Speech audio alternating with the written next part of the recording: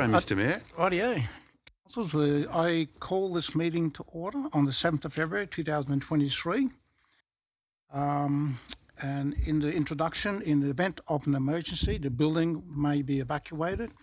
You'll be required to vacate the building by the rear entrance and gather at the breezeway between the library and art gallery buildings. This is a council designated emergency muster point. Under no circumstances is anyone permitted to re-enter the building until all clear has been given and the area deemed safe by authorised personnel. In the event of an evacuation, a member of council staff will assist any member of the public with a disability to vacate the building. 1.1, Mr. Chief Executive, have we have any apologies? And we have no apologies, but we have a leave of absence, of course, from the Mayor, Jason Hanley. Yeah, from the Mayor, thank you. Can I have a mover on that, please? Thank you, Mr. Winton, and second by Ms. Greenhalgh, thank you. And all in favour? Moved, thank you. Carried. Okay, this council meeting is being live streamed and recorded. By speaking at the council meeting, you agree to be live streamed and recorded. Please ensure that if and when you speak at this council meeting, that you ensure that you are respectful to others and use appropriate language at all times. Orange City Council accept no liability or for any defamation or offensive remarks or gestures made during the course of this meeting, this council meeting. A recording of this council meeting will be made for administrative purpose. 1.3, I'd just like to acknowledge that we are gathering on the amazing country of the Raji people. Acknowledge elders past, present and also future, and upcoming to acknowledge any other elders that from other nations that may be here, and thank everybody else that are attending at this time. 1.4, does any councillor wish to declare any conflict of interest in any matter in considering at this council meeting? Well, thank you, Councillor Kinghorn. So mine is in close, so item 6.1, 7 Carwoola Drive. It's not pecuniary because I don't think it does impact me, but it's just directly across the road from my house, so I think it would be inappropriate for me to vote on that. Mr Deputy Mayor, for obvious reasons I'll declare an interest in item 5.1. I'd better say it's significant but non-pecuniary. Stay in the room but not vote on the item. Thank you. I think that was very well noted. Any other? Thank you, Councillor Peterson. Yeah, concerning the Finance Policy Committee meeting, 2.1, the event sponsorship program, is an application from Wangarang, which is an employment provider for people with disability. I'm a volunteer clinical governance committee board member for Wangarang, so I feel I've got a significant non-pecuniary interest and will exclude myself from the vote. Beautiful. Thank you, Councillor Peterson. Okay, no other conflict of interest. Beautiful. Thank you very much for that. We received no speaker registrations, therefore there is no open forum at this evening. Okay, point 2, there are no mayoral minutes this evening. So we'll go on to point 3, confirmation of minutes of previous meetings. Minutes of those meetings were held on the 20th of December 2022. Move the minutes, Mr Deputy. We have a move. Would you like to move, Mr Winton? Yep, move of those. Thank you, Mr Winton. And Mrs Donnell is seconder.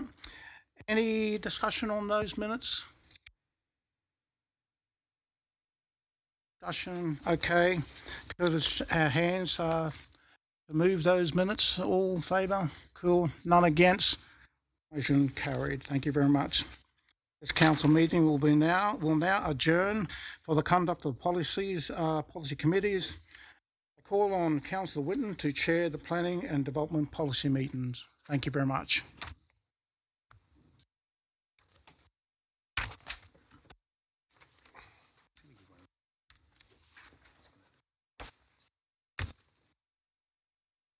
Would you like me to wait until you... Thank you, Mr Deputy Mayor. I would like to open the Planning and Development Committee meeting on the 7th of February 2023, with the time being around 20 minutes to 7. I first would like to wish everyone a prosperous and happy new year, belated. Welcome back for our first meeting of 2023, and the weather is certainly very nice. Cool weather. Section 1, does any councillor have pecuniary interest, significant non-pecuniary interest, or less than a significant non-pecuniary interest in any manner listed for consideration at this meeting? I don't believe there are.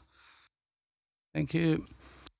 Item 2.1, items approved under delegated authority of council. The recommendation is on page 5. Do I have a mover and a seconder? Moved by Councillor Duffy, second by Councillor Peterson.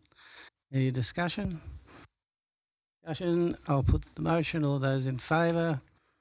Against? Thank you. Before I close the meeting, I'd like to raise a matter arising. I'd like to move a motion asking the planning staff through the CEO and the planning director if they could provide a report to council with relation to the Greyhound Association looking at Orange to bring greyhound racing to Orange. If I could get a seconder for discussion. Councillor Duffy. The reason I do that, we all know that there's an opportunity, or maybe an opportunity, for Orange to look at bringing the greyhound racing back to Orange. It was here for many, many, many, many years, from the early 20s up until Orange removed it from Wade Park. I don't know the exact year, but it wasn't all that long ago, probably 15, maybe 20 years ago. It is a long time ago when you put it in year numbers. So certainly, I think it's an opportunity for Orange. There is a large industry of greyhound trainers and owners around Orange, Cabonne, Molong, Parks, Forbes, and Bathurst as well, of course. And we've all read in the media that there is certainly an opportunity for us, or for that industry, to come back to Orange. Now, I'm not proposing that council fund that or support it. It's just about understanding the process and what that would mean to get, or to put a submission in if we were required to. Any speakers? Yes, what the motion is? It's to look at what's involved in bringing the greyhound industry back to Orange, and the land, and what land would be required, and where it would go, and all those. I'd like to make an amendment to the motion. You're moving an amendment? Yes, please. Yeah, go for it. My amendment would be that Orange City Council contacts Bathurst City Council and asks for a report as to where they are up to with their responsibilities with repairing the track, etc., to ascertain whether or not they have any plans to repair the track, or are looking at other sites before it consider it. Do I have a seconder? You second that. Councillor McDonald. We have a seconder, so we have an amendment and a motion. Councillor Duffy, you wish to speak? Yeah, I want to speak for the motion, Mr Chairman. Look, this is nothing new which comes in. It's $15 million worth to push through our economy. As you mentioned before, there's people at Eucarina, there's people at Manilda, there's people at Molong, all around the area, Cowra and all those places here. And it was the uproar at the last state member elections that actually happened there. And it was the cause of the loss of the National Party for the seat of Orange. It cost them, and cost them dearly. It was a poor read. Now, this is an opportunity to bring this back and this economy of Orange. I don't give a damn what Bathurst want to do. That's their problem. That's the issue. They can go and chase whatever they want to do. But well, listen, think about what... Interrupt you, but if you could get and speak into your microphone, please, for those who think about what we have lost to Bathurst. We've lost the minerals, and I can tell you from first-hand notice, I see students by the hundreds going into the mineral exposition. We've lost the Nublar racetrack, which was shut down by a person that lived in Bathurst, and it was orchestrated both of them. We've lost the races virtually to Bathurst. We've trots have virtually gone to Bathurst. We've seen them hold the Inter-Dominion trials down there. Well, what are we going to keep on losing things to Bathurst without even saying it? I think it's an absolute, really a great idea to try and locate somewhere to put them, whether it be at the racetrack or no matter where it is, and come back with a report to say, look, this is what we can do and where we can have them. It's an industry. It's an economic industry to Orange, and people will come here. And they've done it for decades and decades prior to that. And you go back to the history of the greyhounds in there. I know from my father playing cricket, the Greyhound Association used to cart the panels and set them up day in, day out when they wanted the track to happen there at Wade Park. I fully support this 100%. I'm not going to turn me back on economic development. Any further speakers for or against either the motion or the amendment? Can I make a foreshadowed amendment? You can do a foreshadowed amendment, yes. Foreshadowed amendment would be to include both points, the original motion as printed and the amendment. So to investigate what land we would need and to also reach out to Bathurst City Council and find out where they're at. I don't see why we can't do both. Do you have a seconder? Thank you. Councillor Greenhouse has seconded your Can I sum up? You certainly can. You're closing your debate on the amendment. If there's no one wish to speak. Thank you, Mr. Chair. Yes, the reason why I put the amendment is because I believe that the circumstances in which Bathurst City Council lost their track or was damaged were unforeseen. It was a flood. The greyhound industry seemed to be going well there at the time. And I say that because there was a reason why the Greyhound Integrity Unit was placed at Bathurst. So to me, it would make sense if the Greyhound Integrity Unit relocated to Bathurst. It was put there for a reason, hence the reason why I believe that the best place for the greyhounds is where they are. And as I've always said, if Bathurst City Council don't want the greyhound track there or they can't find another location, I'm happy for the discussion to occur here. But at this point in time, we have received no information that they don't want it, only from what you read in the media. And sometimes that stuff on in the not in the media but on social media may not be accurate. So I think that we need to undergo a thorough process. And my view is that Bathurst retain something which has been a fabric. As Councillor Duffy clearly points out, in Orange, when we had the greyhounds here, it was part of the fabric of our community.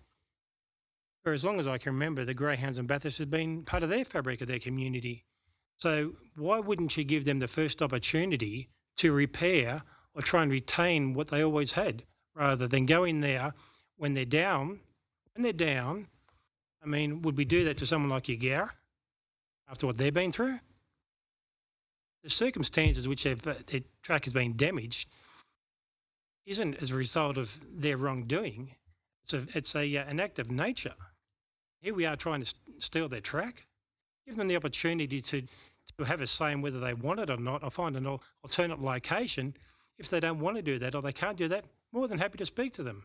There's a process to go through when it comes here, and we need to be mindful of that because there's a potential of an impact on the ratepayers. Hence the reason why you yourself, Mr. Chair, have asked for more information, because we need to know the finer details. It's not any council in their right mind would say, yes, it's attractive to receive $15 million. But we have to be mindful of the ongoing operational cost. And we need to know who's going to pay for those. Is it going to be the ratepayers of Orange? Do we have to forego a bulky waste service to fund it? Or do we have to give up something else? Or will there be an increase in the rates? We don't know these things. But we certainly need to know before we put our hand up. Thank you. Thank you, Councillor Milletta.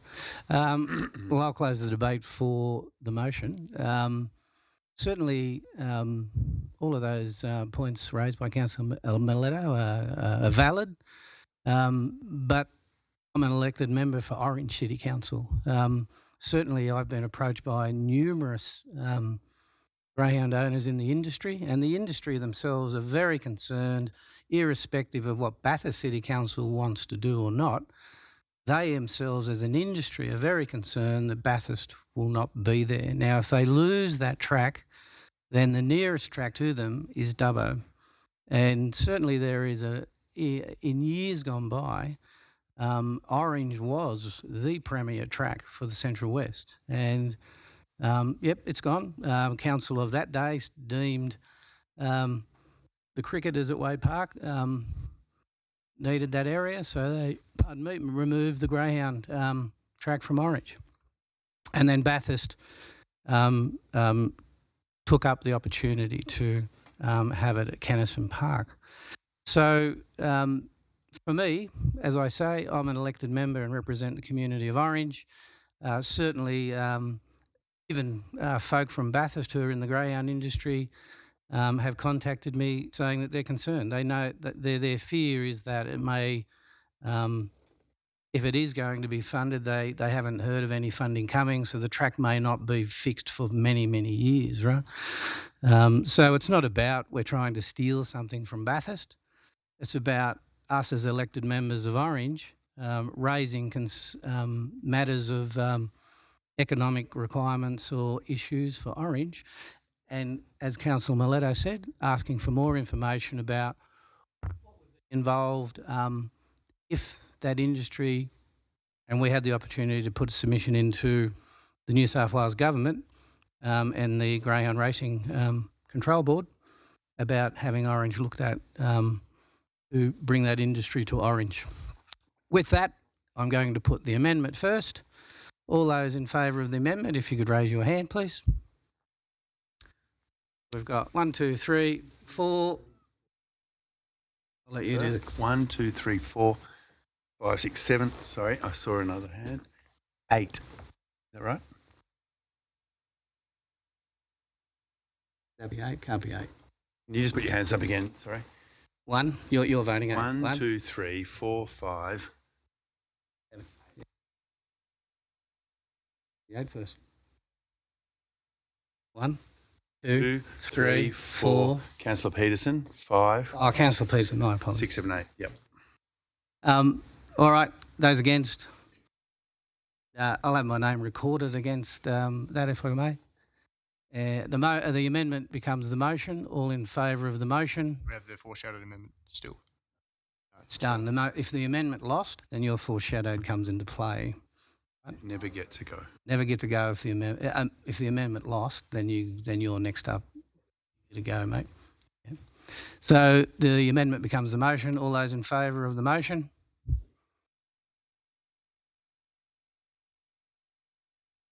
Only 9. Against? And I'll have my name recorded against the motion. Thank you, councillors, for your appreciation and time. And I'll close the planning committee meeting. And let's see, I know we've got a number of non-starting committee meetings. I've got to go back to my agenda. Infrastructure, sir. Infrastructure will be the next. Councillor Evans. All right. Infrastructure. You giving me the correct? That's correct. That's correct. Yep.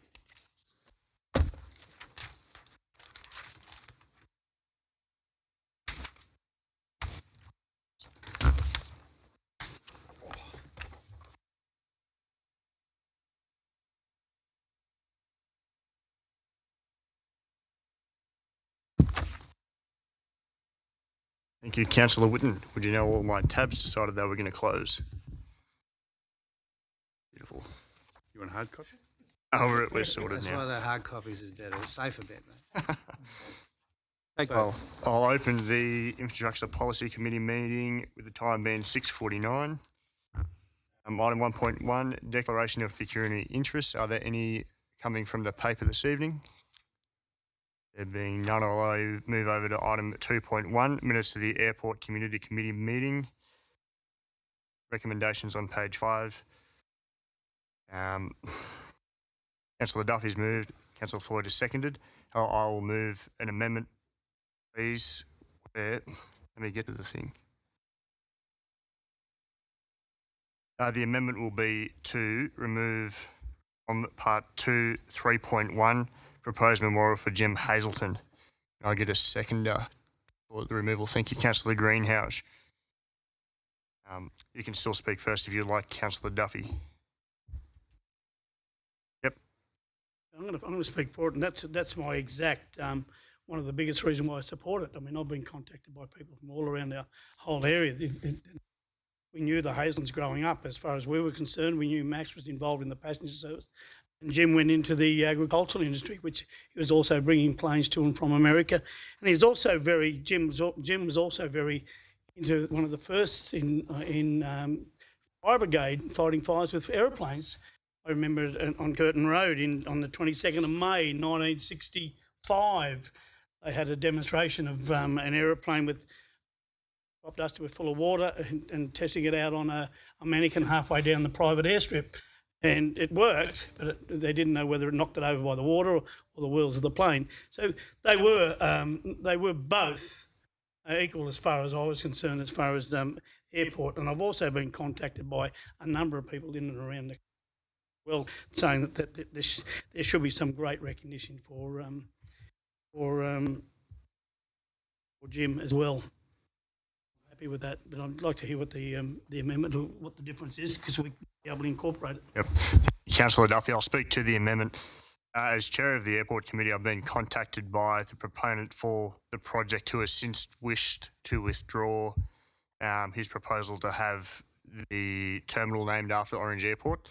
He'd like to take that back to the airport committee for further discussion. That's the reason for removing the item, and I totally agree with the points you've made, and there's a very detailed attachment about the contributions of Jim Hazelton. It's just I don't believe that now is the appropriate time to be passing it through this chamber. Thank you. Any other speakers on the amendment? Speak against the amendment. I think if you read the book of Jim Hazelton, you'll get a fair idea of what, so I can't see any reason why it needs to come back at a later date. I mean, I'm quite happy to make a decision now. I'll speak Councillor McDonald. speak for the amendment. Look, I think if the proponent is the one wishing to take it back to the committee for further discussion, then we should be supporting that. So, Thank you. Further comment on the amendment? Councillor Greenhouse. So are we proposing that we remove it, or are we proposing that we defer it for further discussion at the meeting? It's removal of CEO. Part 2, number 3.1. Remove it from the recommendation, and then you'll come back later at some stage. Yep. So we'll come back later. Thank you. Discussion on the amendment.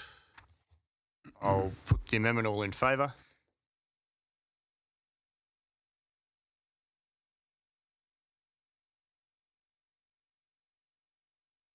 Counting 2 against, that's 9-11. 9-11. Thank you. The amendment becomes the motion. Discussion on the motion. Only to say, Mr. Chairman, I've had the extreme honour of flying with both these gentlemen in the same aeroplane at the same time.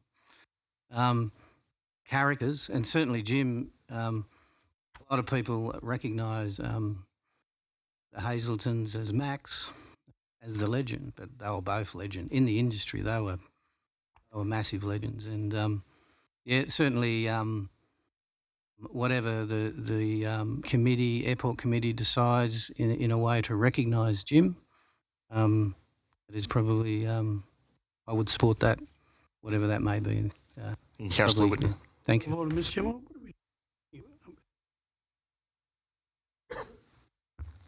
Yeah, so it's become the motion is printed without 3.1. Sorry? back to the Meeting, councillor. He gave me the opportunity to speak, and I spoke. Good. Any other speakers on the motion? Very good, Councillor Duffy. Any other speakers? Councillor Floyd. Yes, Councillor, what time frame are we looking at before this would come back? Scheduled airport committee. Mr. Greenham, when's the next scheduled airport committee? Partially. So you'd see it in 4 months, 3 months. Good. The discussion on the motion. Put the motion, all in favour? Thank you. Under item 2.2, minutes of the traffic committee on page 42.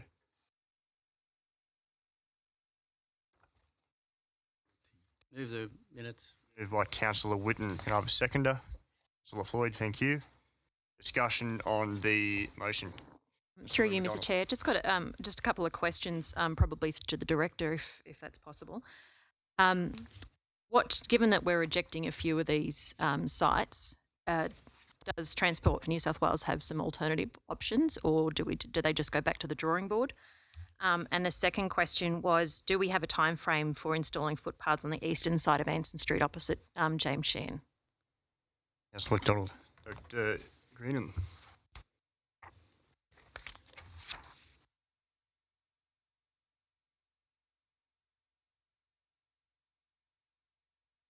I believe the committee's concern with some of the bus stops was around consultation. So it's not a matter of going back to the drawing board for Transport for New South Wales, but for a matter of extending their consultation and making sure they have positive contact with the people that will be affected by the loss of parking for some of these proposed bus stops. So it's just a matter of making sure that process is followed through appropriately, and I'll take the time frame one on notice. Thank you. Thank you, Director. Councillor Kinghorn. I just have there's a typo. So the recommendation number 2 is that we not approve the new bus zone time changes at locations 1, 6 and 13. I think that should read 1, 6 and 14.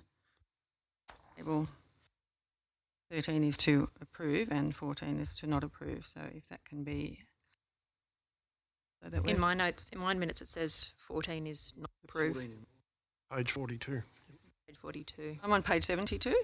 From the minutes of the meeting itself. No, page 27 of the minutes of the meeting itself. Our meeting. Yes, We're yeah. on 42. For the motion. 42 is the motion.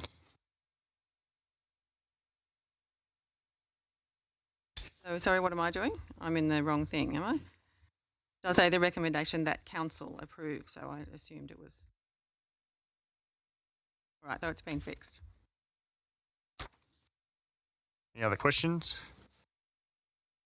Councillor Duffy. Yes, thank you, Mr. Chairperson.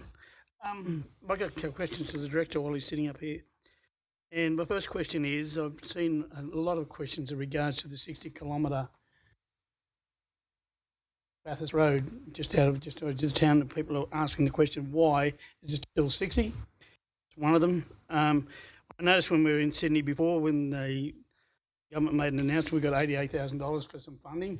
I believe that there was more funding coming through. Do we get, what are we getting out of that? Is it $500 million or something going to councils? I just hope it's not like the bushfire money, is it? What money we're getting out of that? And that's basically, and also I'd like you to take on notice, if you could, for the budget coming up. A lot of parents at Anglican Grammar and residents are really concerned about not having a footpath in around Connemara and Gorman Lane for the students to walk to school safely. We're still in Traffic Committee, Councillor.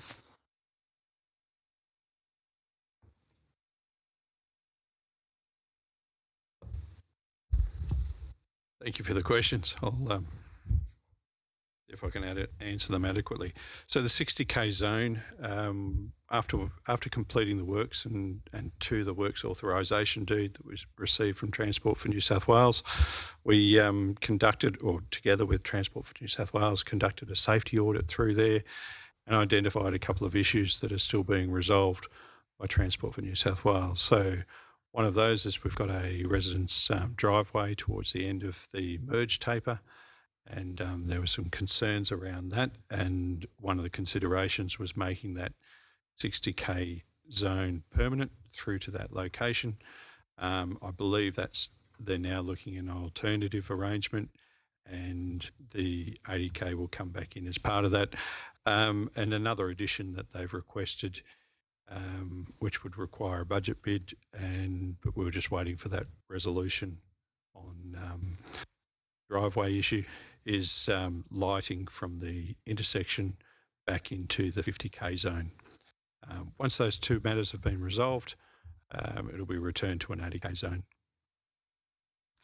The other questions, you remind me again, just really quickly. Okay, yep. 88,000. How much do we get out of the next lot? Yes, I'd note this is out of Traffic Committee, obviously, but would form part of the infrastructure component, we received an untied amount in the order of $180,000 for pothole repairs, and we received, following the flooding, an additional amount in the order of 5 times that, so closer to, don't quote me on the number, but it's in the order of 850,000. I think it's a little more than that. But I will circulate to councillors the exact amounts for those 2 grants, all to do with road repairs.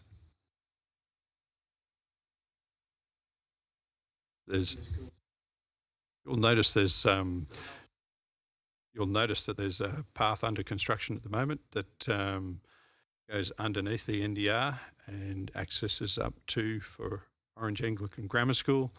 That's been a project that's been rolled out between Transport for New South Wales and Council for over 12 months now, and includes the extension of the footpath all the way along Molong Road.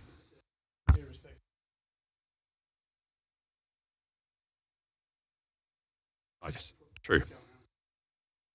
It doesn't service. No, true. It services the residential area. It doesn't necessarily service the rural residential area. Look at it in the budget. Happy to have a look at it. Thank you. Councillor McDonald. Thank you, Mr. Chair. Just a point of clarification, I suppose, on the same sort of area. It was my understanding that the agreement with OAGS being there was that the current agreement is that students are actually not to walk to school along the Gorman, Hewitt, Murphy Lane side of things. Is that still in place, or has that been amended as well? You may be correct. I'm not a planning. I think it predates the director as well. Maybe Mr. Hodges might have a better memory about the requirements of that DA. I think you're correct that the back entrance was no go. Yes, there's something there for sure. Mr. Hodges, sorry, Chair. Do you mind? Oh, go for it. Yeah, thanks. Sorry. Thanks, Mr. Chair. Yeah, certainly there are, you're correct there, Councillor McDonald, there are conditions of consent on the existing approvals for that school that do restrict pedestrian access to the school. So the school will need to take, if they're moving any further towards pedestrian access, they'll need to modify those conditions. Thank you. Salado. Thank you, Mr. Mayor. Just a matter arising, I'd like to move a motion, please, under the Traffic Committee. Yep. That motion be that Orange City Council write to the federal government and ask them to match dollar for dollar what the state coalition have done for this seat of Orange. Councillors would be aware that the state coalition, being the Liberals and the Nationals, committed $1 billion, Mr. Chair, New South Wales, for improving roads. I would like Orange City Council to write to the federal government and ask them to match the contribution that the coalition made to Orange City Council, Orange LGA. Yes, I can have a seconder, please. A seconder. Councillor Peterson, thank you. Further discussion on the motion. I'll speak, Mr. Chairman. Councillor Whitten. Look, I think it's a great idea. I think we should always use governments that are in power to lobby them for funding. Like, I'm just reading an article now looking at what Liberal National Party have given the Metro councils for their road repairs. Penrith, $16.4 million. Blacktown, $16 million. Sorry, Penrith, $13 million. Hawkesbury, $11 million. Liverpool, $10 million. Canterbury, $10 million. Dubbo, $5 million. What did we get? What did we get? 800,000. Their roads, like there's one here, there's a comment here saying that one council has 3,600 kilometres of road, right? Fraction of what we got, right? 6.6 million they got. So yeah, I'm happy to support the motion that, we should always utilise writing to governments of power to get the best result for the ratepayers of Orange. Because we are elected as members of Orange Council. We may not be elected as state or federal members, but certainly this council, and there's a proud record of the councillors of the past and the councillors of the day. We've been very successful over the years getting funding from state and federal bodies for the distributor, for the aquatic centre, for numerous things. which we have to do because at the end of the day, council's only revenue is rates. We have to go for grant funding.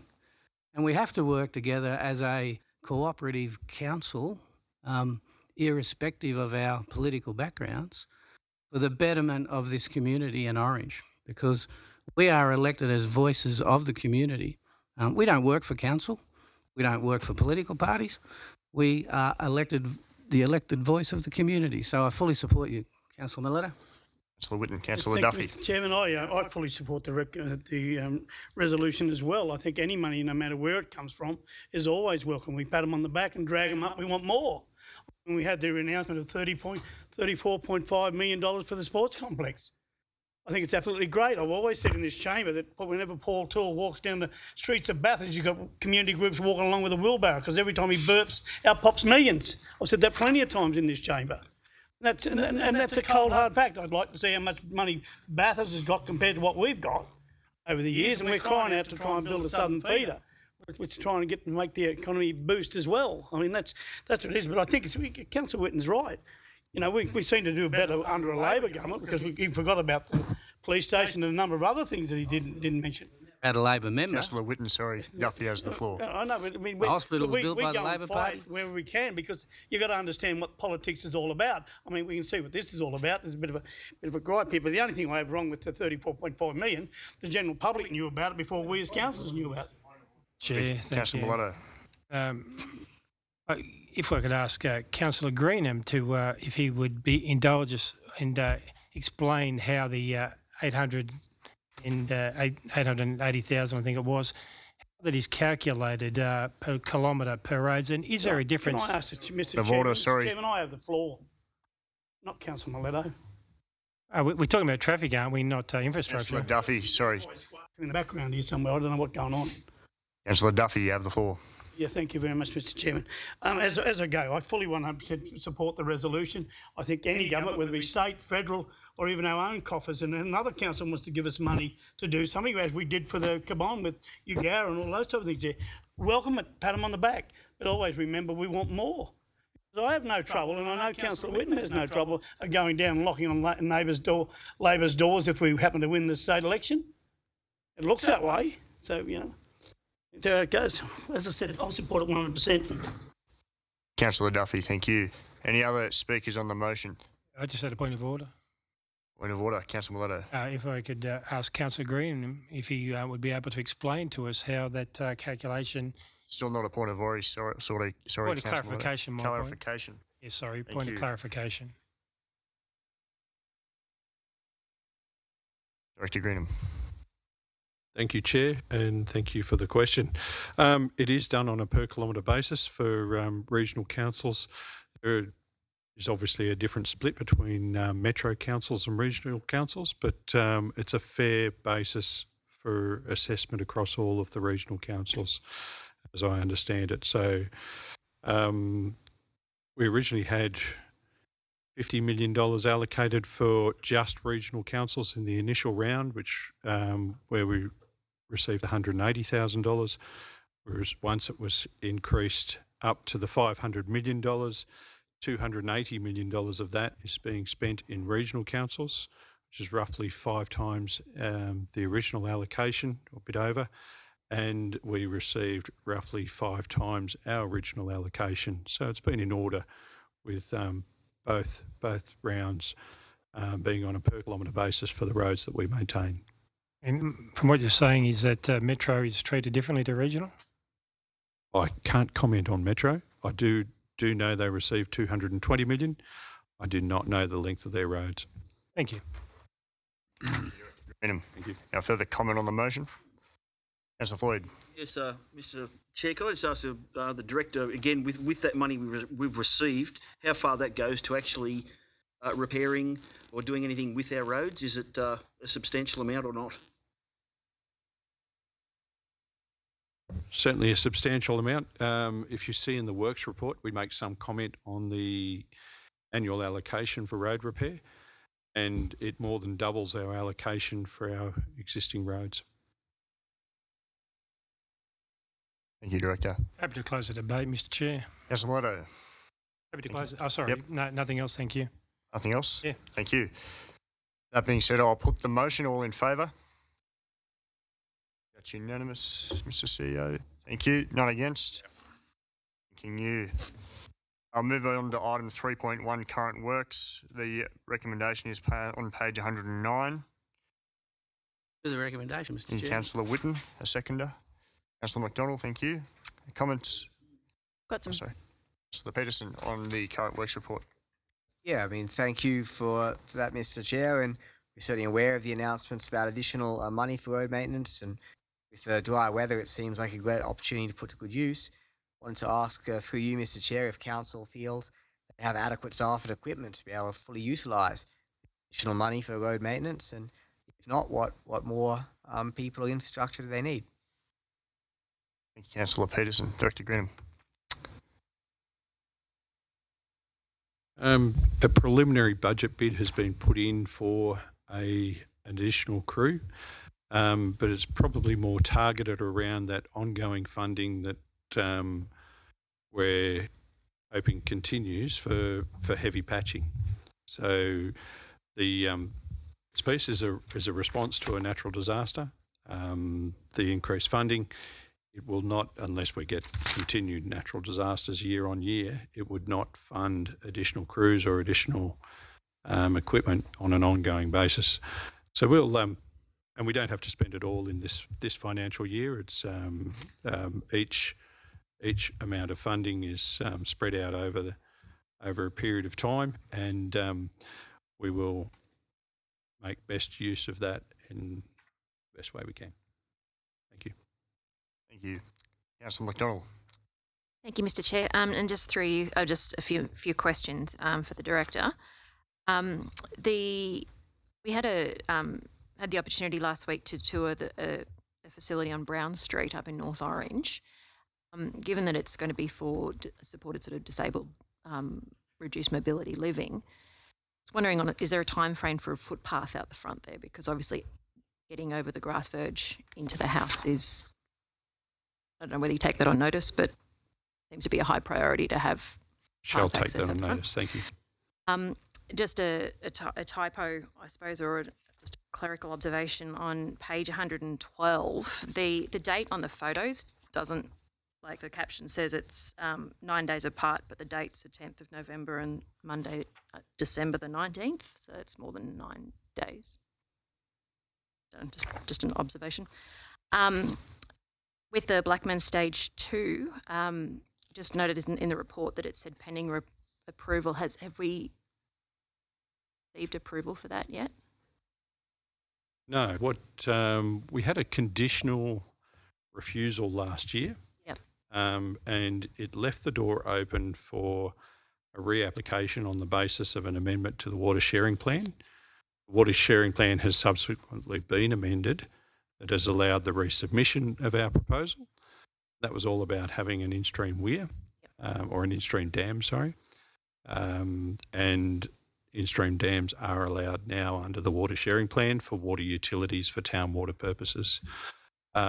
So that proposal has gone back up and went out for public submissions. I think they were due to close late December. It got extended to mid-January and then extended yet again to late January. So those submissions closed last week, as I understand. And the department are considering those. So do we have a time frame on when we might know? It's a process. Okay. Sorry. How long's a piece of string? Yeah, exactly. It depends. I haven't seen the letters of objection. I've seen some form letters that have been distributed around. If it's in the content of those form letters, I imagine most of those issues can be addressed in the next, in this financial year, and we could look forward to an approval on that basis sometime this financial year, but it may not be the case. I don't know what else has been put in. Okay, and one final question. In regards to the funding that we've received for Whiteway lighting on Lord's Place, is that for both Lord's Place, both sides of Summer Street, or is it just for the southern part of Lord's Place? It's for the southern part of Lord's Place and on the western side of Lord's Place, and it creates a direct connection from Summer Street to the Ophir car park. That's the purpose. That's the purpose and the reason why it's been located in that side of the street. Okay, excellent. Thank you. Thank you, Director. Any further questions? Hang on. I hope this is the right place to ask this, but it's a question about the temporary fencing that we use in places. Is that classified as infrastructure? Am I talking in the right? Yes. Right. Have it. It is for council works. And the Plowman's wetland, the one Cargo Road and Plowman's Lane. There are 65 temporary fence hire panels that have been there for months. I just wonder at what point do we stop paying hire fees and buy them? Are we monitoring whether they're successful? And if they're not, do we build something? There are 65. I see them every day. They're not working anyway. If they're trying to stop people getting in, people just lift them out of the base units and walk in there anyway. So they're not doing the job. How much do they cost? Why are we paying that for it? And why don't we put something in more robust if we think we need something else, or find a different way to educate people not to fish other than on the fishing allocated areas? Thank you. I'll pass on to Director Hodges, who looks after the maintenance of the wetlands. Thank you. Thanks, Mr. Chair. We did get a quote for the maintenance, the lease fee on those gates fences. I just can't recall, so I'll have to take that bit on notice, Councillor. The fencing was purposely put there as a temporary basis. We don't particularly want fencing there longer term. It's more about starting that education process. So we've been dealing with the Plowman's Wetland Group, who assist with a bit of maintenance up there as well. There is mixed uses up there of the fishing and the recreational people. So we're trying to just tweak a few things around to see where we go. In terms of saying, can we put other things up there? So it wasn't just the fence on its own. There was a suite of different signs that went up as well, talking about where the nesting areas were for the birds, where the fishing areas were for the fisher people to go to.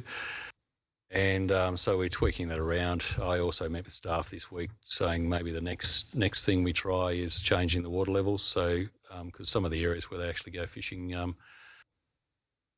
the kids is actually the real shallow mud flats. So they're not overly great places to fish. So we're going to continue we work with the wetlands group up there and just try and come up with a solution. So the plan is not to fence the wetlands off in total. It was only just as a temporary basis to try and get the grass to come back that had been damaged more extensively. So it's worked in some areas, and other areas they're still pushing through. So there's been also additional plantings put up there to try and, in the longer term, restrict access down to the water in certain areas. So it's going to be a continuing basis for it to trial different things. Okay, but it just begs the bigger question is, at what point do we stop hiring things and buy them? When does it become more cost effective to do that? Do we look at doing that? The hire fee was substantially less than buying that for sure. It was only over $6,000 for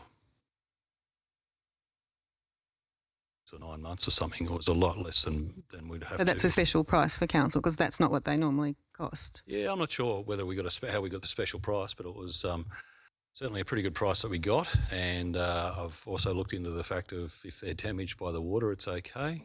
So it wasn't as expensive as what you'd expect. I will get back to you on that. Thank you. Cool. Any other questions on the current works? There being none, I'll put the motion. All in favour? Unanimous. Lovely. Thank you. Just a matter arising as well. I'll move a motion that is Orange City Council right to New South Wales National Parks requesting, 1, that New South Wales National Parks inspect the main access road from the tea house to the summit of Mount Canobola Scannabulla, and 2, that the New South Wales National Parks provide funding to the relevant body to carry out the identified repairs. Can I get a seconder? Happy to second. Councillor Greenhouse.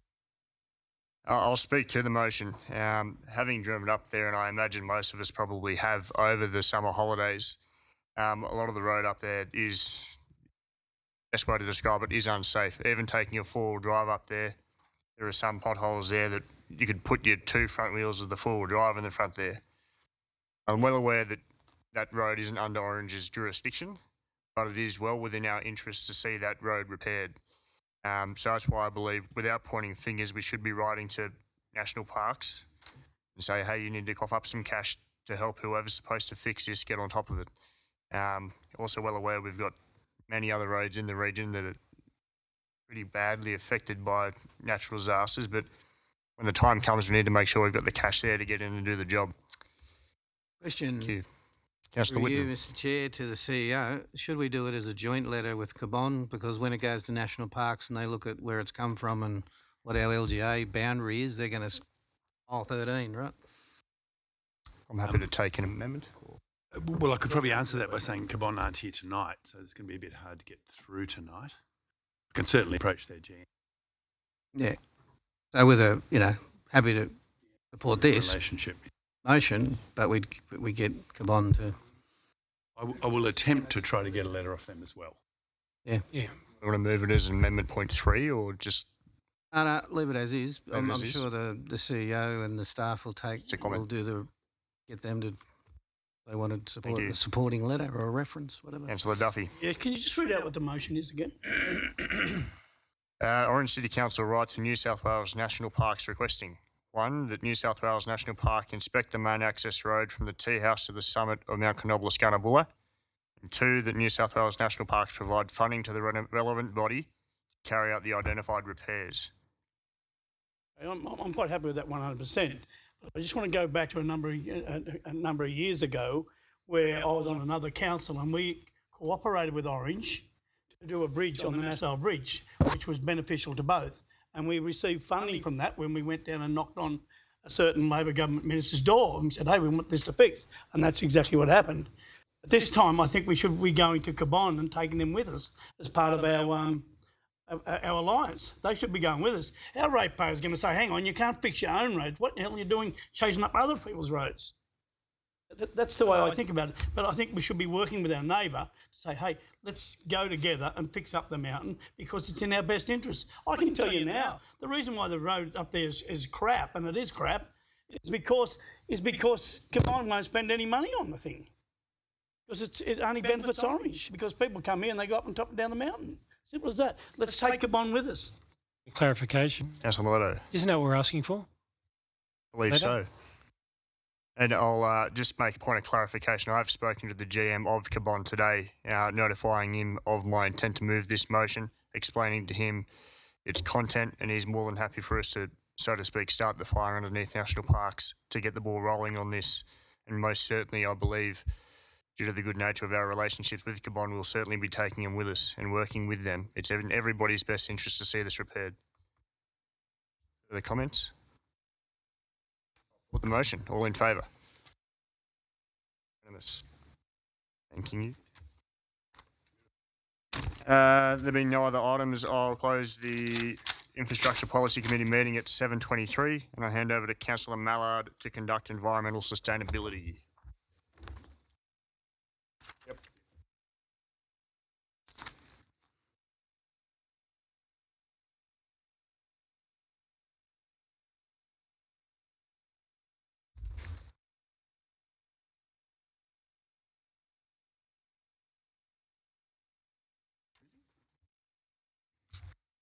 Thanks, Councillor Evans. I will open the Environmental Sustainability Policy Committee meeting on the 7th February with the time being 7:24 p.m. Item 1.1, declarations of interest. Does any councillor have any interest to declare for this meeting? There being none, we'll move to item 2.1, minutes of the Companion Animals Committee, 8th of December 2022. There's a recommendation on page 5. Do I have a mover and a seconder? Move Councillor Peterson, seconded Councillor Greenhalgh. Is there any discussion on this item? Just a point of clarification. Is it the recommendation point 3.2 under point 2, which doesn't really make sense, but press release on pet being an unwanted Christmas gift. We've kind of missed the boat on that, but I suppose it's probably worth doing next Christmas. I believe it was done. Was done? Okay. And I think the pound statistics may have been incorporated into that. I didn't get to go and check it, but I think the 2 birds were killed with 1 stone. Oh, really? I don't think that's what this is about. Killing animals. Councillor Greenhalgh. Beautifully worded. Observation, and I don't know whether you'll have an answer. It just seems November had a massive increase in dog attacks and barking noisy dogs in November. Mark, can you help me with that? I would have thought maybe December or January, in holidays that, so just want to, maybe you can answer it, maybe you can't. Through you, Mr. Chair, the stats on attacks and also noise complaints are very much based on seasons. So when you get like when it warms up, climate change, not big climate change, but when it warms, people are out walking around, so then there's more complaints because people are out. So you get a little bit of the clash of so you often see it in spring, so it's got a bit of cooler start and a wetter start. I'd expect it's probably in there because normally if you go back over the last 10 years, our attacks reflect each year. It's virtually identical. It's always the start of the season when people get out of winter and start walking more, so there's conflict with dogs, leaving their windows open more often. So often you see it there. So the around that Christmas period, it doesn't generally spike it as much. Even though people are away on holidays, you might get a few barking ones, but it's actually before that. And yeah, thinking back now that you've said that, it makes sense that when you compare it to 21, 22, we were coming out of COVID. So we probably still weren't getting out and about as much. That's why we've seen that significant jump. Thank you. Thanks, Director Hodges and Councillor Greenhalgh. Councillor Duffy. Yeah, thank you, Mr. Chairman. I want to support 3.1, which is a non-existent legislation for the regulation of New South Wales regarding cat containment. Now, everyone knows that there's about 1 million cats killed a day in Australia, right across Australia. And I'll be bringing this up as a resolution we need to take to the ALGA conference in Canberra. But when we get there, we've got to speak to it because we had this resolution lined up with the at the state conference, and none of our delegates spoke about it. Our mayor or anyone even spoke about it.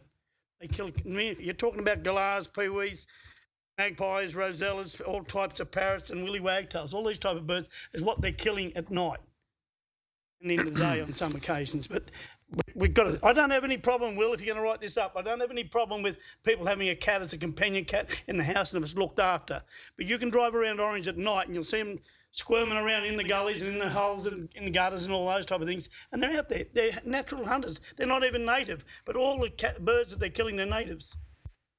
I think we need to reiterate this to our local government body to what it is, but we also need to let ALGA go because it's Australia-wide. It affects everyone. When we went to our previous conference before the other one, it was a big issue then. Again, it is still a big issue, and nothing's done about this. Got up. Yeah, true. Sometimes it's best to be quiet. But I also want to tell you, I can tell you, the great environmentalist who you probably knew about was Harry Butler. He said the only cat was a good one was a flat one.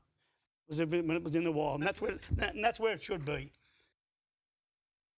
Thanks, Councillor Duffy. And I might just speak to clarify, our cat containment motion didn't get debated at the local government New South Wales conference. It was taken as one of the 2 motions that already fit under their policy that they could lobby on. So there was a separate motion relating to euthanasia of animals that came out of Hornsby Council that was debated and got a bit contentious.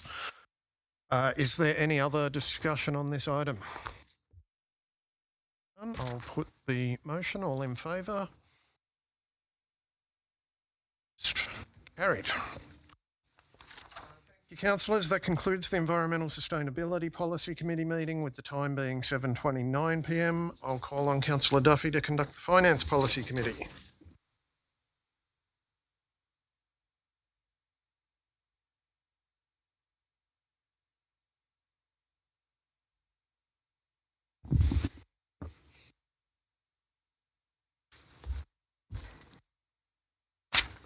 Thank you, councillors. I declare the Finance Policy Committee meeting open at 25 to 8. Was it 26 minutes to 8? And there being no declarations of interest, we'll move straight on to section 2, which is event sporting programs. There's a recommendation on page 5. Moved by Councillor Whitten, seconded by Councillor Powell. Forgive me, Councillor Discussion. Duffy. I just leave the room for the.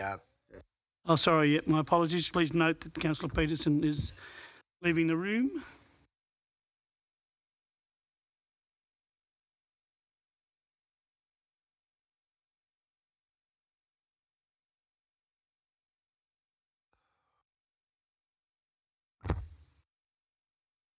Councillor Peters has left the room. A comment from Councillor Greenhill. Just a point of clarification. Applicant won the Central West Veterans Week of Golf Tournament. Just a question, is Bathurst City Council chipping in as well? The directors.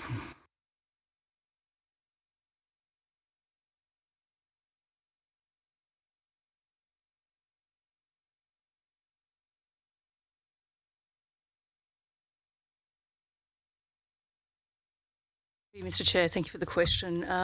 To be honest, I don't know if they are. The only declared other funders is in the application, and that's not Bathurst City Council funders.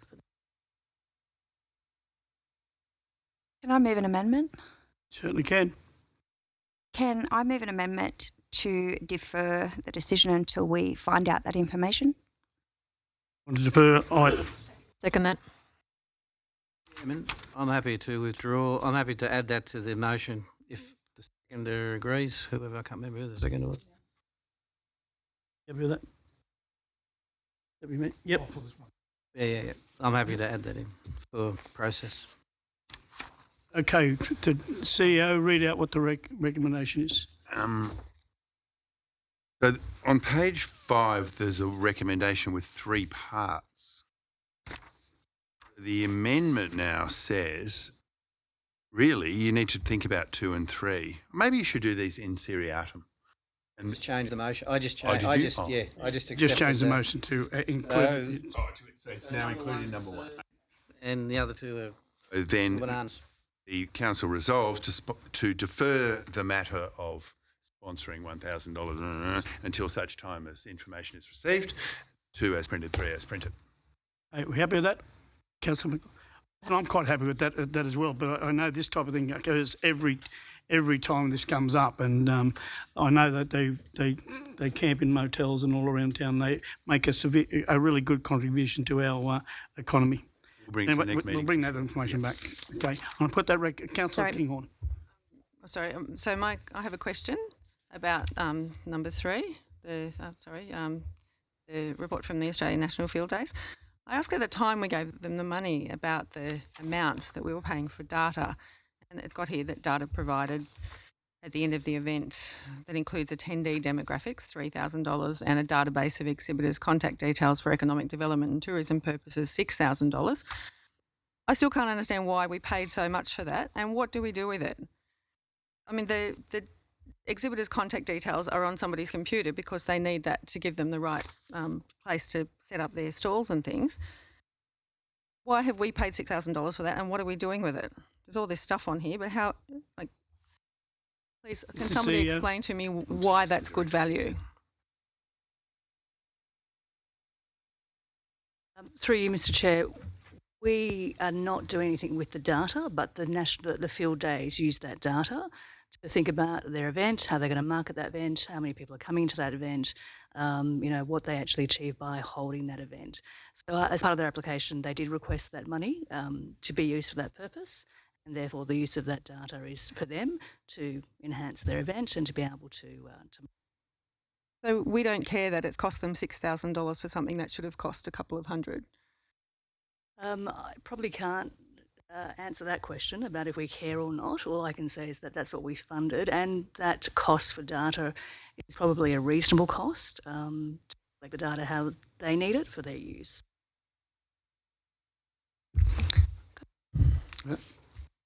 Not really, but Not that's happy, fine. but No, we'll that's move okay. on. Okay, Councillor McDonald. Thank you, Mr. Chair. Just a question regarding item 2.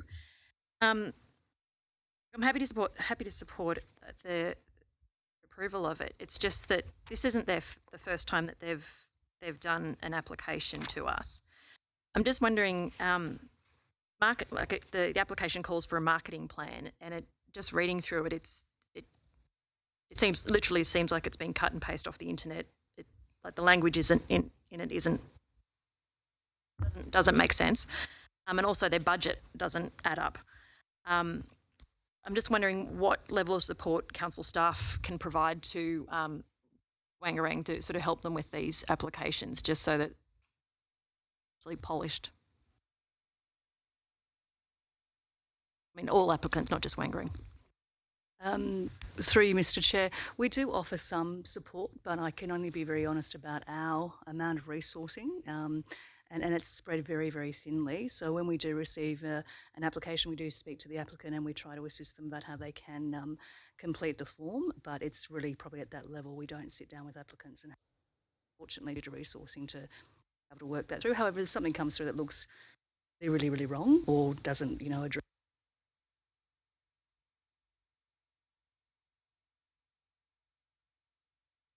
Okay, thank you, councillors. You're aware of the recommendation? No further speakers. I'm going to put that recommendation. All those in favour, raise your hand. It is unanimous. We call Councillor Peterson back in.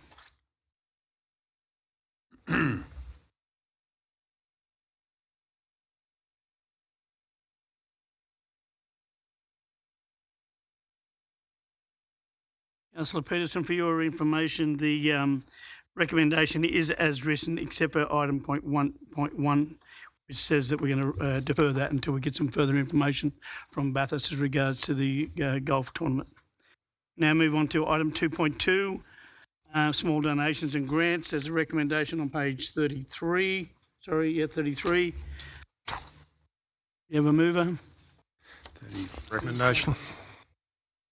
Floyd, seconded Councillor Mallard. Any discussion? Councillor. Yeah, Mr. Chair, just on point 2 there, the donation of 591. I know in the past we've given the Orange Community Broadcasters an amount of $500, which I'm happy to do again for sure. Just wanted to know what this 591. I did read something further, I think, down about what it was, but as I say, 500's fine. We continue to give it to them. What was the 591 this time? Are you happy to make that $500 again with the seconders' permission? Yeah, happy to do that. But again, if Happy we do with that, need second? to go further, but I'm Happy happy with with that? 500. Waiting.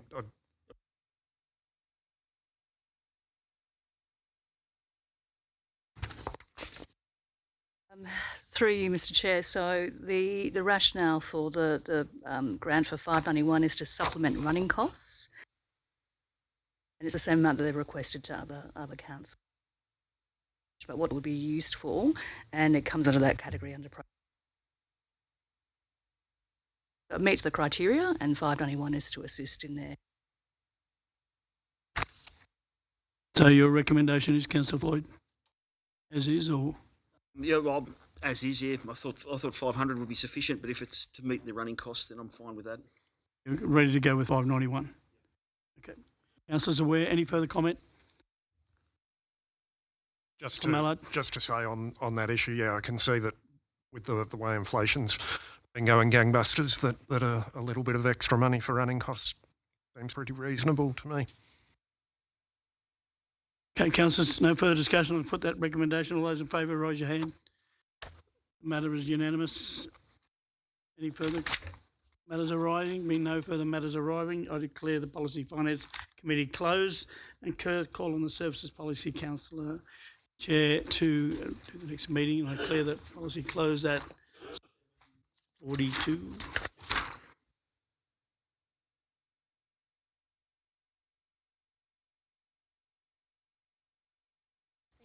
Duffy, just open the Services Policy Committee meeting on my birthday, with time being 7:39, I think. Item 1.1, does any councillor have any pecuniary interest, significant non-pecuniary interest or less than significant non-pecuniary interest to declare? All right. Item 2.1, minutes of the NAIDOC Week committee meeting of the 8th of December. Page 5 has the recommendation. I'll move the recommendation. Councillor Mallard, can I have a seconder? Thank you, Councillor Evans. Any discussion? Nope. Excellent. All right, I'll put the motion. All those in favour, raise a hand. Excellent. Unanimous. Thank you. Motion is carried. Item 2.2, minutes of the Community Safety and Crime Prevention Committee meeting of the 28th of November. Happy to move. Thank you, Councillor Miletto. And seconded by Councillor Floyd. Any discussion on this one? Councillor Peterson? Yeah, thank you, Chair. See in the report, I like this provision of the public data. And what it reminds me of, if you bear with me, is vital signs in a patient. Check quite quickly, what's their blood pressure, heart rate. Gives a helpful overview quickly of what someone's general health is. I say, though, that a single number is nowhere near as useful as a trend, shows change and deterioration over time. Question. Orange Council does have some trend information on their website, things like water supply and dam storage levels. We just saw it on page 115 of the Infrastructure Policy Committee report. Water is a great vital sign to have on the website publicly available. But some of this data would be good to have on the website as vital signs of Orange as well. There's a lot of community interest and, dare I say, misinformation of things about numbers of vehicle theft and immolation, burglaries, etc. And I put it to the chair of the committee, could and should this sort of information be put on Orange Council as a bit of a vital sign trend line? What you're saying is a flat line in this instance would be good. Yes. Trend. Might get Director Rob just to respond to that.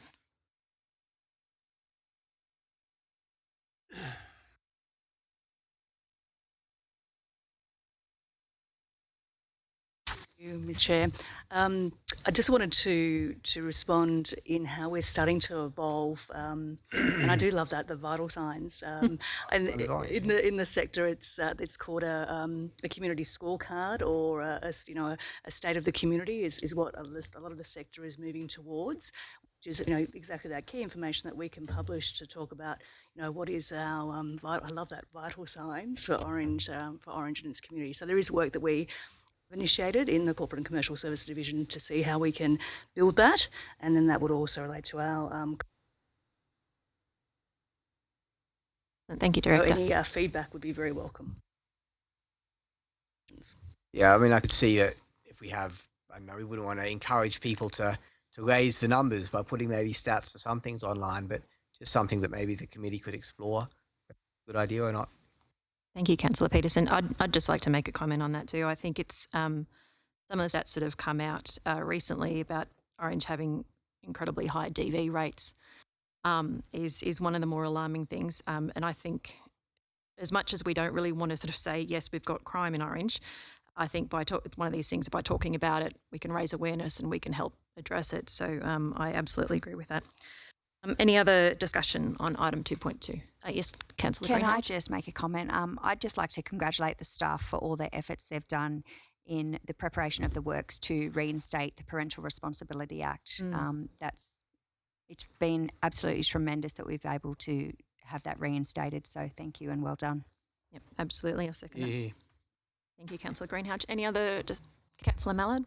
Yeah, thanks, Chair. And agree with Councillor Peterson about the usefulness of these sorts of statistics, and I will probably say a bit more when we get to talking about the council placement in the general council meeting. I guess reading this sort of wanted to make an observation, I guess, and then I don't know if one of the directors or anyone will want to sort of comment and provide any information. But I guess thinking about these as vital signs, I mean, they're signs of acute problems that we're having, crime that's happening, things like that. But I guess what I'm interested in as well, and I don't know whether this committee, community committee deals with it much and whether it needs to, is dealing with the root causes of what's driving these issues as well. which is the sort of social disadvantage that underlies it. And I think, reading this and looking at the composition of the committee as well, in terms of crime prevention, it appears to be very much focused on policing at the acute end of the crime prevention. Youth services are in there a bit, but I guess I'm interested in, there's police representation on the committee. There's not necessarily Department of Communities and Justice service providers engaged.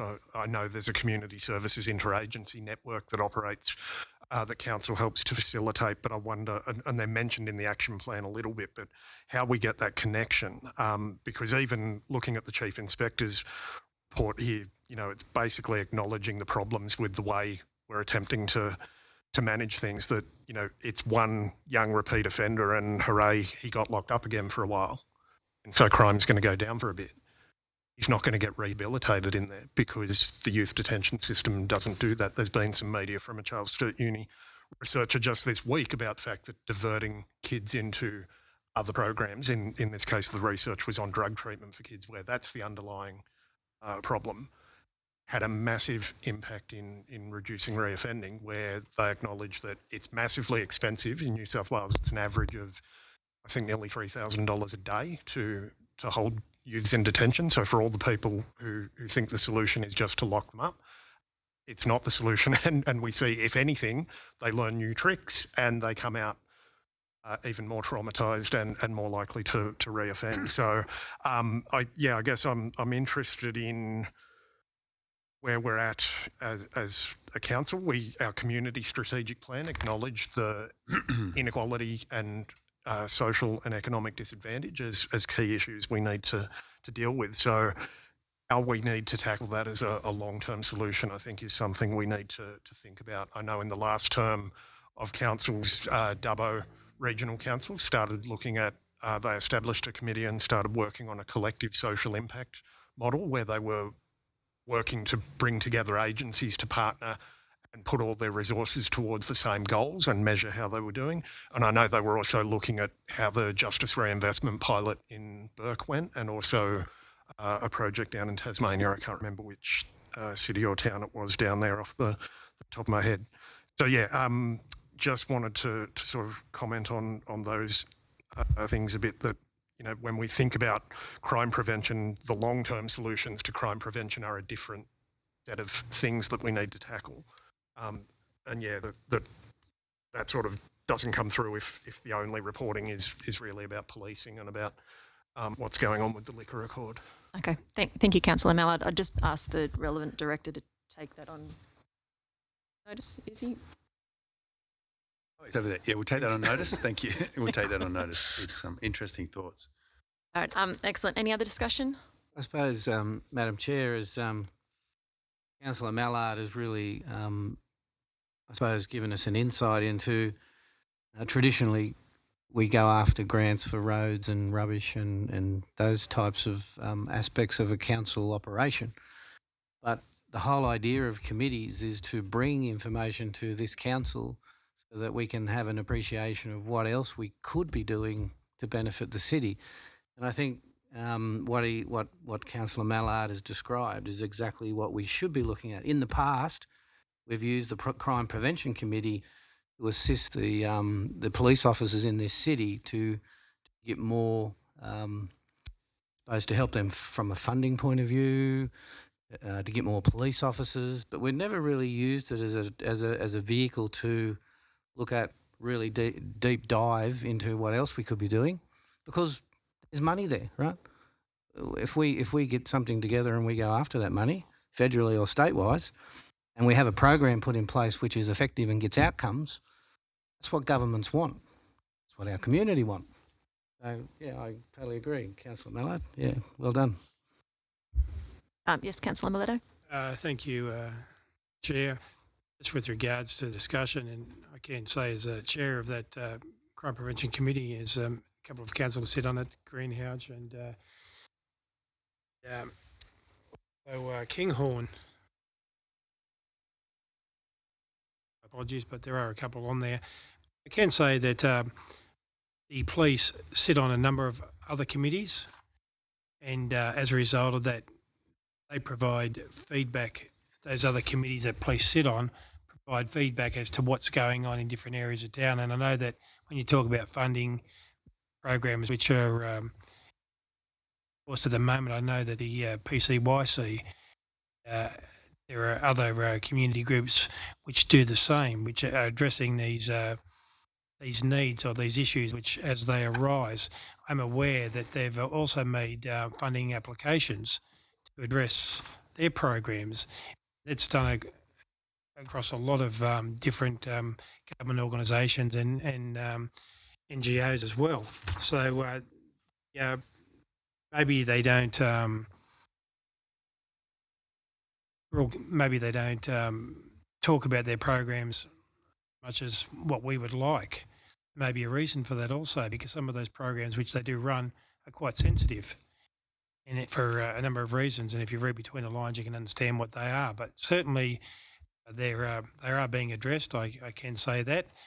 Yeah, the police are well on top of it. So it's not as the police are just going out there and locking people up for the sake of it and putting them forward the courts and letting the courts decide what's going to occur. There is a lot of work that the police do with community groups that maybe the community does not know about and council doesn't know about. But sometimes there is a reason for that also. Thank you. Thank you, Councillor. Just Mr. CEO. I was just wondering, Chair, would you like Director Morton to talk about some of the grant funding we've received for programs? Absolutely, recently that would be during great. the break. Come on up, Director We've Morton. got some more program funding that's relevant to this conversation. Thank you, councillors. Happy birthday, Madam Chair. No cake today. 5 days, if you're wondering. Write that down, Mr. Yeah, I've got CEO. it there. Fine. What is the date while you're there? 12th. 12th, thank you. Same every year. Monday. Good luck to you. So just before Christmas, we were successful in a regional youth investment program run by the state. There was about $900,000 worth of funding for youth programs. So that's the MERGE program. That's the continuation of the resilience program into schools, which is the mental health program. And it's for the conduct of a rainbow festival focused at predominantly youth, younger age adults. So that will occur in the next 12 months. We've also been running the Youth Hub for a lot of years now down at which has been supported through grant programs to about a bit over $300,000. So they're our major sort of projects that we're working on at the moment. We do have quite a close relationship with the police and other agencies, as you know, and it's about finding what our role is in the community. So rather than, but sitting with us, because there's a gazillion agencies in Orange that deal with a lot of these issues and challenges that aren't funded to do so.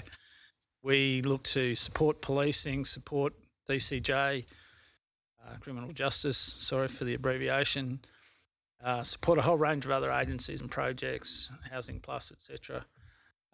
Cautionary tales, though, in statistics, they quote per 100,000. So what they do is they take our number and they multiply it by 2.5. We don't have, whilst we have a high rate on that basis, it's just a pure mathematical number. So some of those statistics just need to be, and it doesn't necessarily follow that if you had 2.5 times the population, you'd have 2.5 the incidence rate. You might have 1.5 or you might have 5. So you don't really know. It's a bit of a stab in the dark. But what we can report is actuals. So the reports we get from the police in those meetings are actual numbers. So you'll see the actual incident rate rather than what's often quoted publicly on Boscar, etc., as rates per 100,000. So it does get a little bit distorted, but it is how they can compare across LGAs, because otherwise how do you compare Parramatta to Orange, for example? But it is a statistical anomaly in how those things are reported. So anyway, we run a lot of programs. We sit alongside the police and those other agencies in delivering those. We have a strong relationship with PCYC, have strong relationships with sporting groups. And then we look to diversionary projects and programs, particularly that aren't related to sport, because there's lots of kids and youth that aren't sports focused. We're represented on the Mental Health Roundtable. I chair the mental health meeting every quarter with all the different agencies. So we have a lot of different relationships with the community to help where, and it's difficult because that's how we support everyone rather than sitting with any one group. So there's lots going on around all those different activities.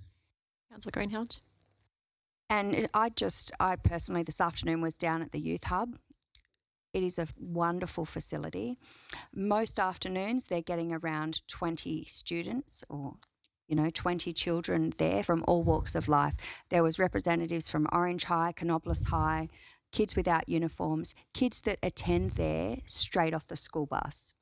Jared was doing an absolutely amazing job, and on a Friday night they're getting up to 50 people. That is absolutely incredible. And, to Councillor Mallard's point, we're engaging with these young youth, and I can see a need in the future where we're going to need to expand those facilities because, young kids there making toasty sandwiches, there was some playing cards, there was some playing pool. So, we're providing a lot. There's some playing basketball outside. So it's just a really safe space. And probably the only thing, we probably need would be to extend the hours.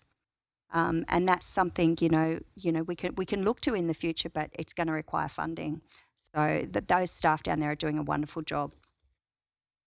Thank you, Councillor. And thank you, Director. Any other questions or discussion? Righty, in that case, I will put the motion. All those in favour? Unanimous. Alright, item 2.3, minutes of the Cultural Heritage Community Committee meeting on the 21st of November. Recommendation is on page 69. After a mover and a seconder, please. Thank you, Councillor Power. Thank you, Councillor Whitten. Any discussion on this item? Yeah, I've just got a Councillor. Question about number 2, 4.3 about the Lake Canobolas Pump House, and just wondering what we're going to do about that other than put a plaque out there saying that it's on the register, because it's all boarded up, and if you do walk out there then you can't see anything anyway. So there's been quite a lot of work involved by Brown to have it listed, and it just seems a shame that it's just sitting there unloved. So the question, Mr. Hodges, is what are we going to do about the plaque which is out at the Canobolas Pump House? I don't care about the plaque, I care about the pump house. Oh, the pump house itself, sorry. I misheard you, okay. So what's the plan? Thanks for the question, Councillor. Yeah, it's a good one. It's a really rare pump that there's only one of two. It's one of two in Australia. So it's at the moment, we'll close it up just because of security concerns. There's been a few things missing from it. I met a few months ago with the West Small Machinery Club, I think it's called. It's like a group from Molong, and they were really keen on getting in there and doing some repair works with us and doing some voluntary work on it. So quite fascinating with their enthusiasm. Certainly with Peter's support over the time, we've identified the value of it. So we will be looking at how we can get that on a heritage register, keeping in mind it's a Cabon's LEP. So because whilst we own it, it's in Cabon Council's area. So keen to do that. The focus just at the moment is just installing the security screening, which Cadia gave us funding just recently for. So that'll allow us to open it back up, because what was happening, people were jumping down and stealing bits off it. So we're pretty keen to get it back open again, cleaned up, and we need the Central West machinery guys to have a look at the pistons in it to see whether they're damaged or not. I was just making some squeaking noise when it was running recently, so there's pretty keen to have a look at it. But yeah, WD-40 on it, it'll be fine. What's the time frame? Is there a time frame? Time frame for the I'd have to take that on notice. I'm not sure when the staff are starting on there's a fair bit of work going on out at the lake in planning stages for a lot of big stuff. Okay. And just have to check with our heritage guys when that fencing was going in. Thank you. I just did discover when we had our little housing summit that your idea of short term is not the same as mine. So I'm just curious about that. You're being council collectively. Good, I'm glad you clarified. Thanks. Thank you, Director. And any other discussion, questions? In that case, I'll put the motion. All those in favour? It's unanimous.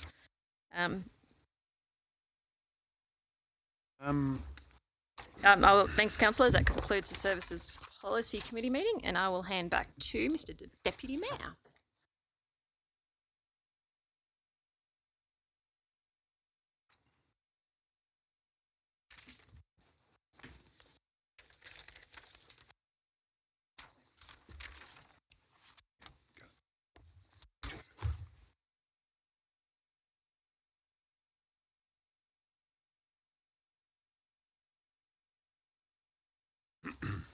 You had all those reports. We'll open back up the meeting to at 8:05, please. General reports, 0.5, and we'll do. Beverly, sorry, Deputy Mayor. Actually, item 4. Oh, sorry. Yeah, 4.1.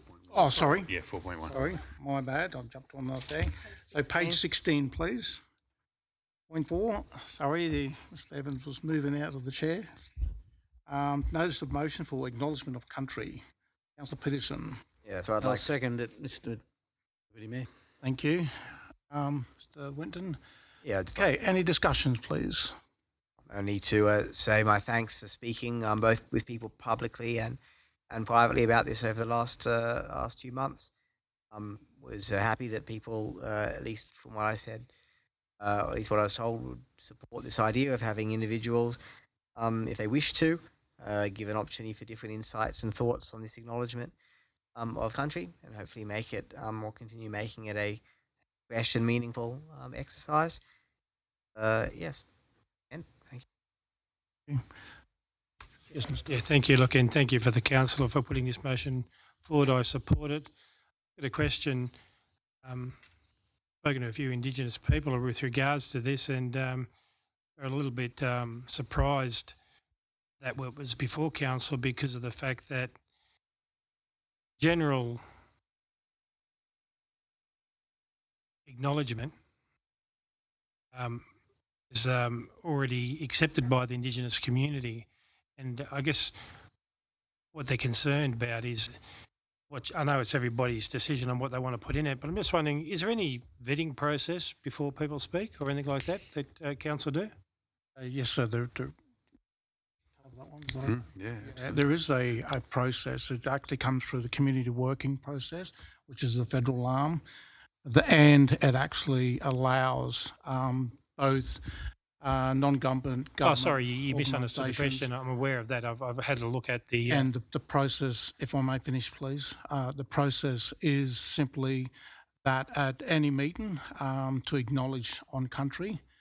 And so that whether it's done by a Indigenous person or non-Indigenous person, it's about respecting the country that they are gathering on.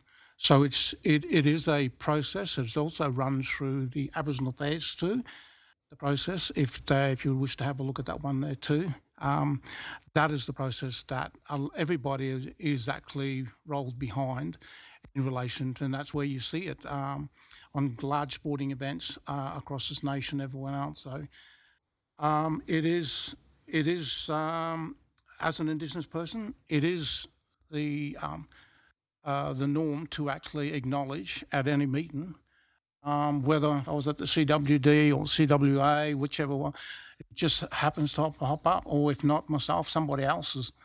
Just that respect where we are sitting in 2023. I'm not sure whether you answered the question. I have no issue with it. I said I thank the councillor for putting it forward. My question is when we take the privilege of adding our bit to it, whether it gets vetted at any stage or whether it's just up to us to make that acknowledgement as we see. That's my question. I understand the process. Actually, I've read it and I agree with everything you say. There are certain guidelines and as I said, people, this is an accepted acknowledgement by Indigenous people. we're asking to put our own spin on it. Well, not our own spin, but our own touch on it. And it allows us to do that. My question was and is, will it be vetted by council staff before it comes to council, or do we just, how's it going to work? Yes. Councillor Peterson. Yeah, I mean, I suppose when we speak on the floor at the moment, there's no kind of vetting process. So I suppose it really is up for us to own the words that we say. Having said that, I would be very comfortable if there were some guidelines on how to do a good job of this that were put out beforehand. And if there was a other council staff member or the mayor or like that would like to see it beforehand, I would be very happy for that to be done. Yeah, thank you. If I could, speaking for the motion, Mr Deputy Mayor, it's my understanding that the only clarification around wording is that as non-speakers and non-Indigenous folk who are not of this land, that we use the right terminology around welcome and acknowledge. At the moment, I sit on several boards where we do this as directors, and we do it in language. And the only I suppose rule or respect around doing it in language is that it has to be written and authorised by a elder of that land. If I'm in Sydney, for example, and I do acknowledgement to country, I do it in Wiradjuri because that's where I live. Even though I'm in Aurora country, we'll do it in Wiradjuri because one, that's what it, and two, that's where my home is. So, no, I applaud the fact that we have the opportunity to do the welcome to country if we choose to as individuals, and given the opportunity, I would also do it in Wiradjuri, and English. Any, yes, Mr. Yeah, also speaking in support of the motion, and thanks to Councillor Peterson for bringing the idea up. I think it's good, and going to this idea of the content of it. I mean, I think rather than having just a rote one that's written down, that's read out, which can be a very symbolic or tokenistic approach in a lot of ways, actually giving it the meaning of each individual, saying a bit about their own reflections is actually important. There is guidance, organisations like Reconciliation Australia, I'm pretty sure, have on their website some guidance about how to give an acknowledgement of country where you customise it and you take your own approach to it. So I think we can do that. Doesn't sit comfortably with me the idea that they need to be pre-vetted. Like I think we need to trust the councillors in the room that they're going to be capable of, if they're putting their hand up to give it, that they'll give a meaningful acknowledgement of country, and it'll contain their own reflections. Thanks. Yeah.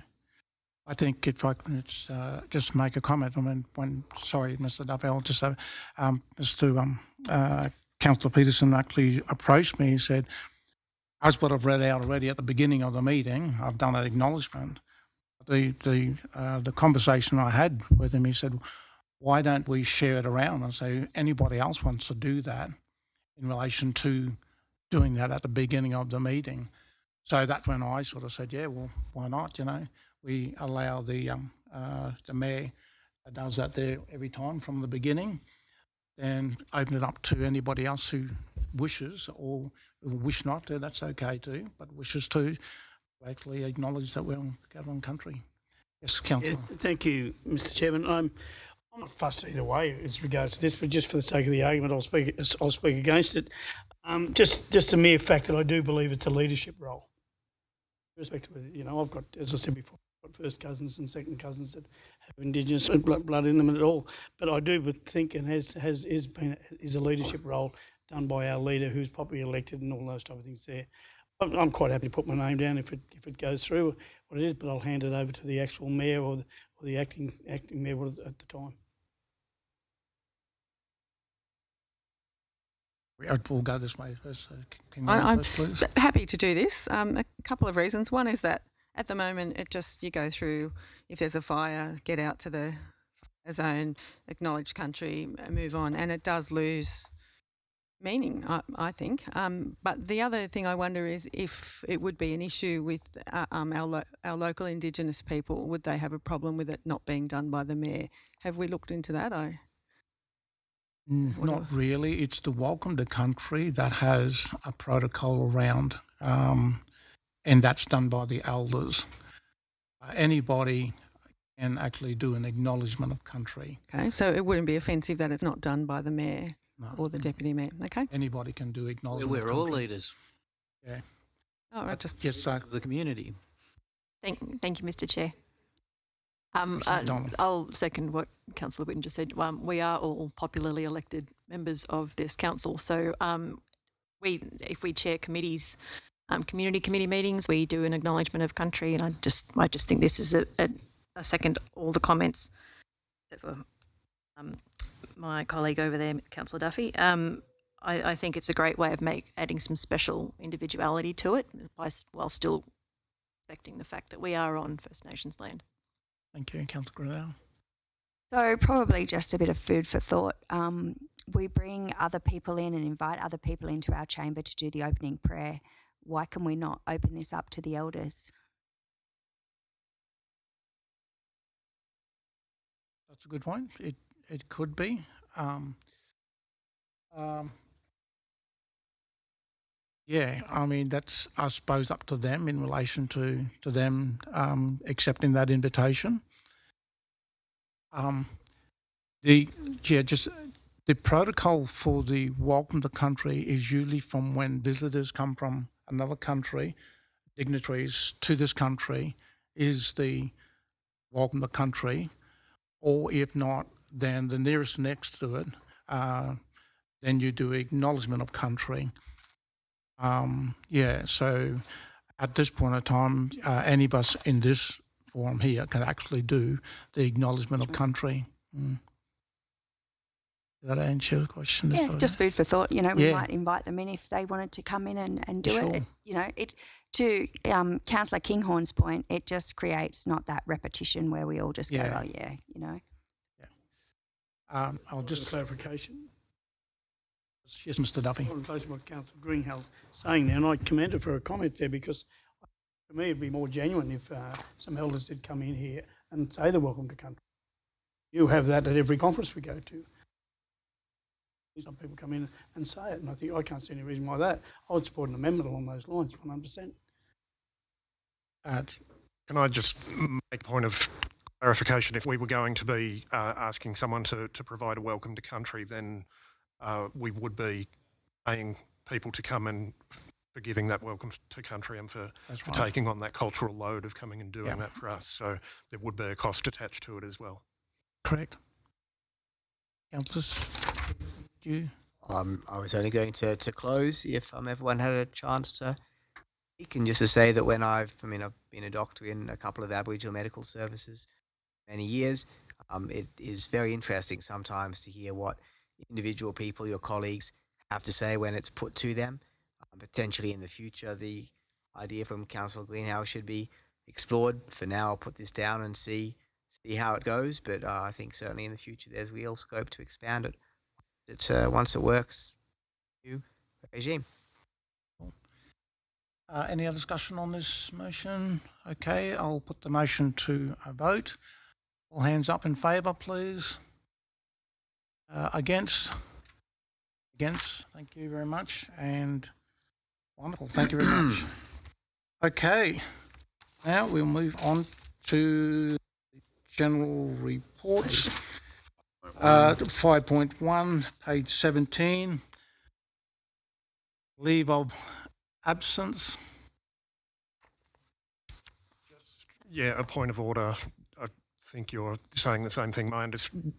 Councillor Evans did say he was going to not vote but stay in the room, but my understanding is we're in the room, you have to vote, and if you don't vote, you're taken as voting. So, can I just take some advice on that? You can stay here. I don't want to have a crack at him. Why not for safety leave the room, Councillor Evans? We'll let you know the result. YouTube. Thanks, Councillor Mellor. Get on YouTube, mate. Get on YouTube. Mr. Evans. I'm just going to take. Evans. I'm going to take that on notice. On YouTube, Jack. I'm happy to move the motion, Mr Deputy Mayor, when you're ready. We have a mover by Councillor McDonald. I'll second it, And Mr. seconded Deputy by Mayor. Councillor Winton. Any speakers on this here, please, Yeah, while Mr. he's Chairman, out? this is probably one of the worst reports I've ever seen given to us by the CEO. And we've got no indication what it's for and what's going on. I'm hearing about rumours about marriage. That's what it is. And I know that a said councillor that we're giving for went away on the junket with Councillor Whitten to Adelaide, and Councillor Whitten's got experience on his side. He's got 40 years of it, and he had deep and meaningful discussions with Councillor Evans. And let's tell you, I'm no chicken either about what's going on here. I have concerns about whether he's had adequate training, and I'm not talking about what you're thinking. I'm talking about the language. I'm talking about the language, and I hope you're listening, Jack. But the issue is, it's not a language of love. It's not an Australian language. Right? It's a language of 10 commandments. Does he know these commandments? The first one is yes, dear. Second one's no, dear. All these type of things. Does he know all that? And I think it's Jack could be in for a rough ride here, but I'll probably support it. I'll probably support it because I do know his parents, and they're probably of good stock, even though they might be different religiously and politically. But I think they're good people, so I probably will support it. Mayor, I'm of a mind to move an amendment that we send Duffy with him, right? But mind you, Mr. Chair, I didn't quite sit down at the time. Between my two older brothers, we've got 150 years' experience at this, so we know what we're talking about. So, 150, that's one century and a half, 15 decades. A serious note, Mr Deputy Mayor. Feels a Thank lot you, longer, Councillor Councillor Duffy. Is there any other speakers to this? I'd like to wish Councillor Evans and Caitlin all the very best for the future. second that. Yeah. Invite him back in, and then you share those wishes too. So we'll move on that there. All hands up to accept that there.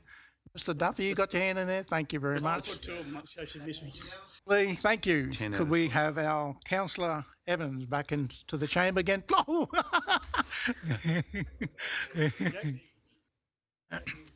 Fortunately, Duffy's going with you. I made it to an amendment. Alfred. Have you got 2 bedrooms booked, mate? That's all I can say. Councillor Evans, we just wish you all the best in your leave of absence, and thank you very much. Enjoy. We'll go to 5.2, that's page 19, the Local Government New South Wales Rural and Regional Summit.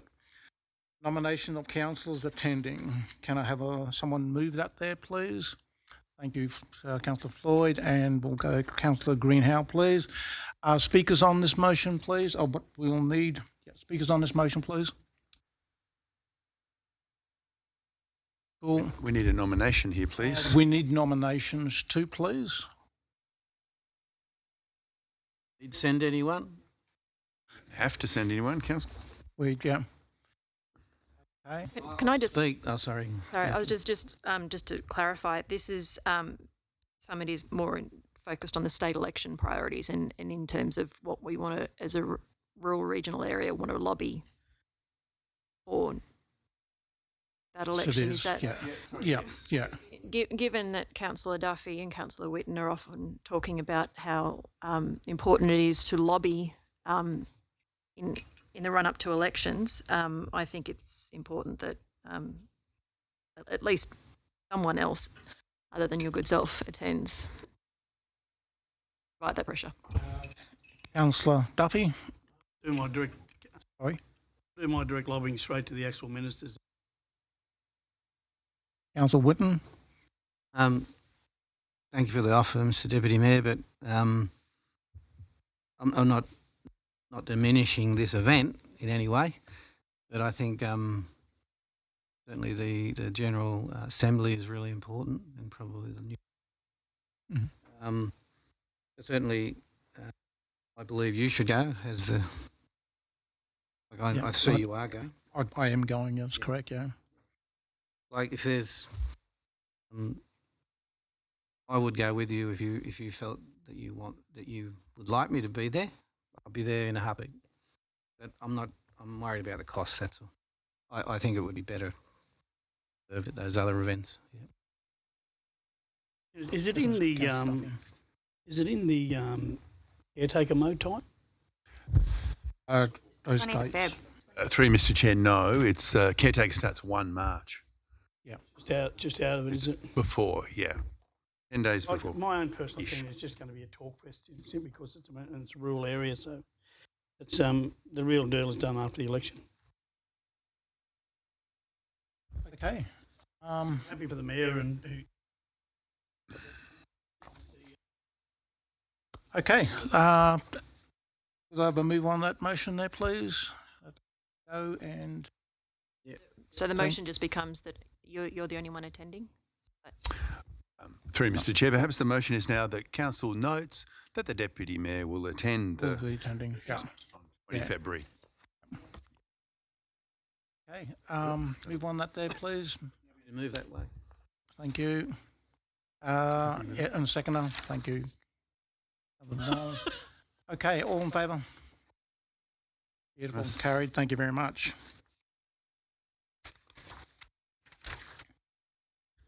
On to 5.3.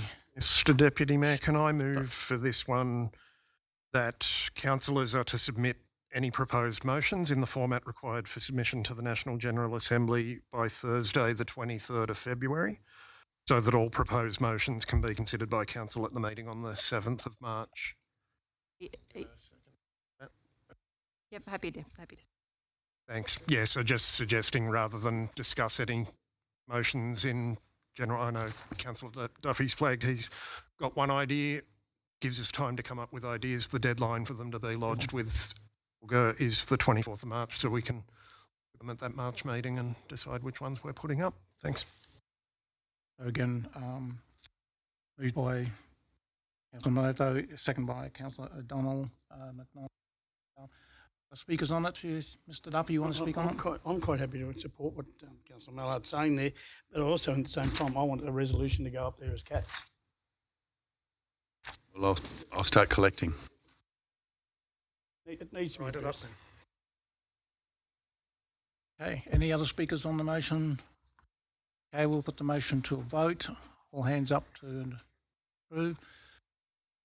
Yes, and Councillor Kinghorn, are you voting for this motion there? Fine. Yep. Cool. Yeah, sorry, I didn't see you. No. Okay, unanimous. Thank you very much.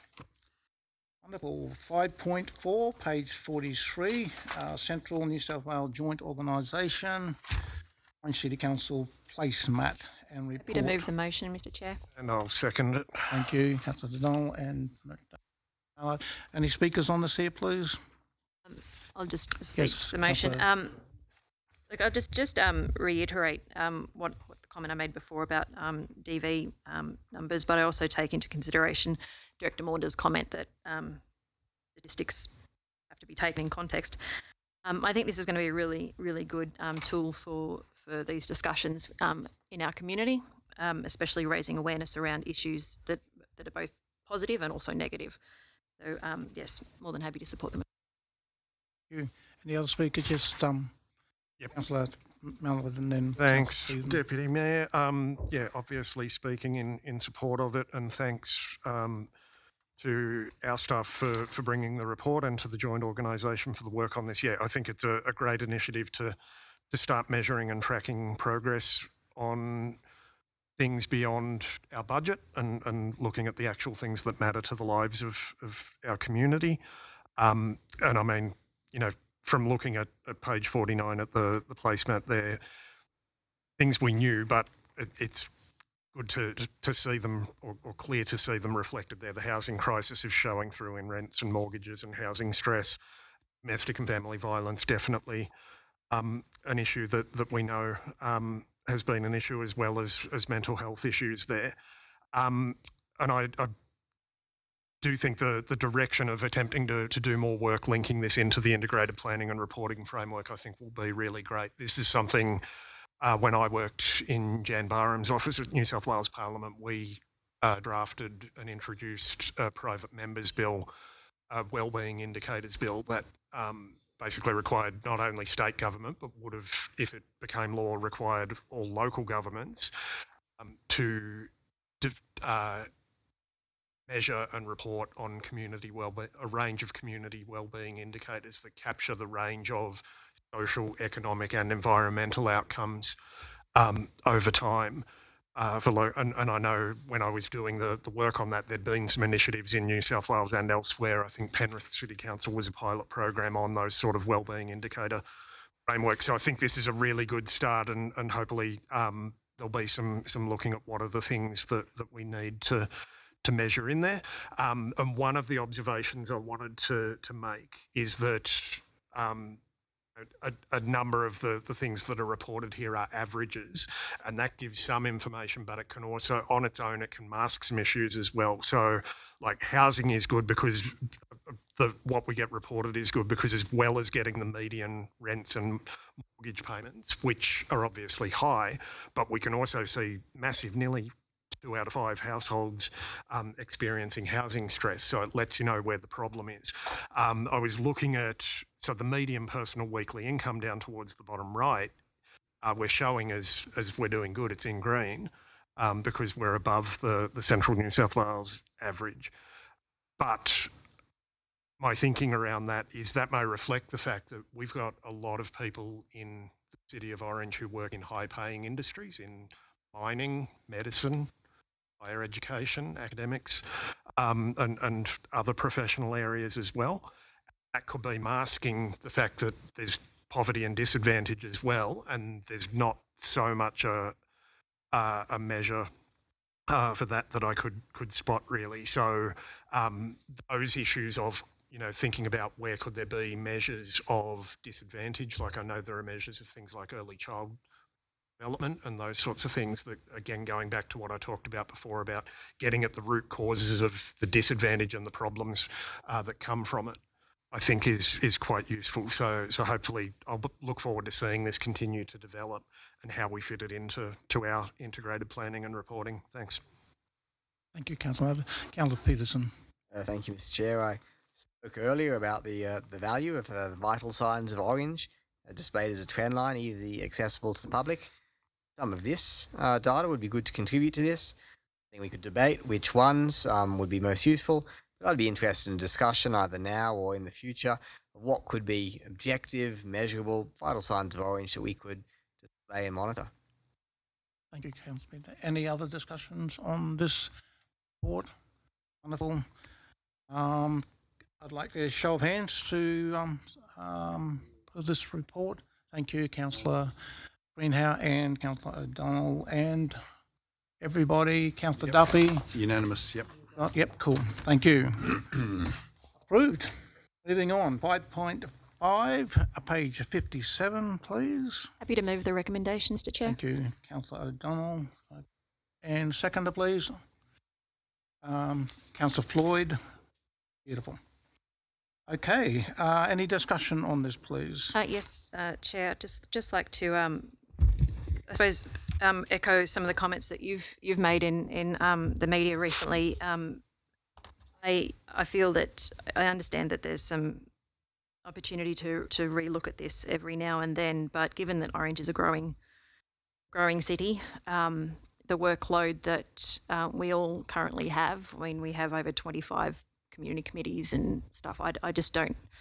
The readings and the trainings and the site inspections and basically the workload of a councillor, as it is as with 12 of us, is substantial.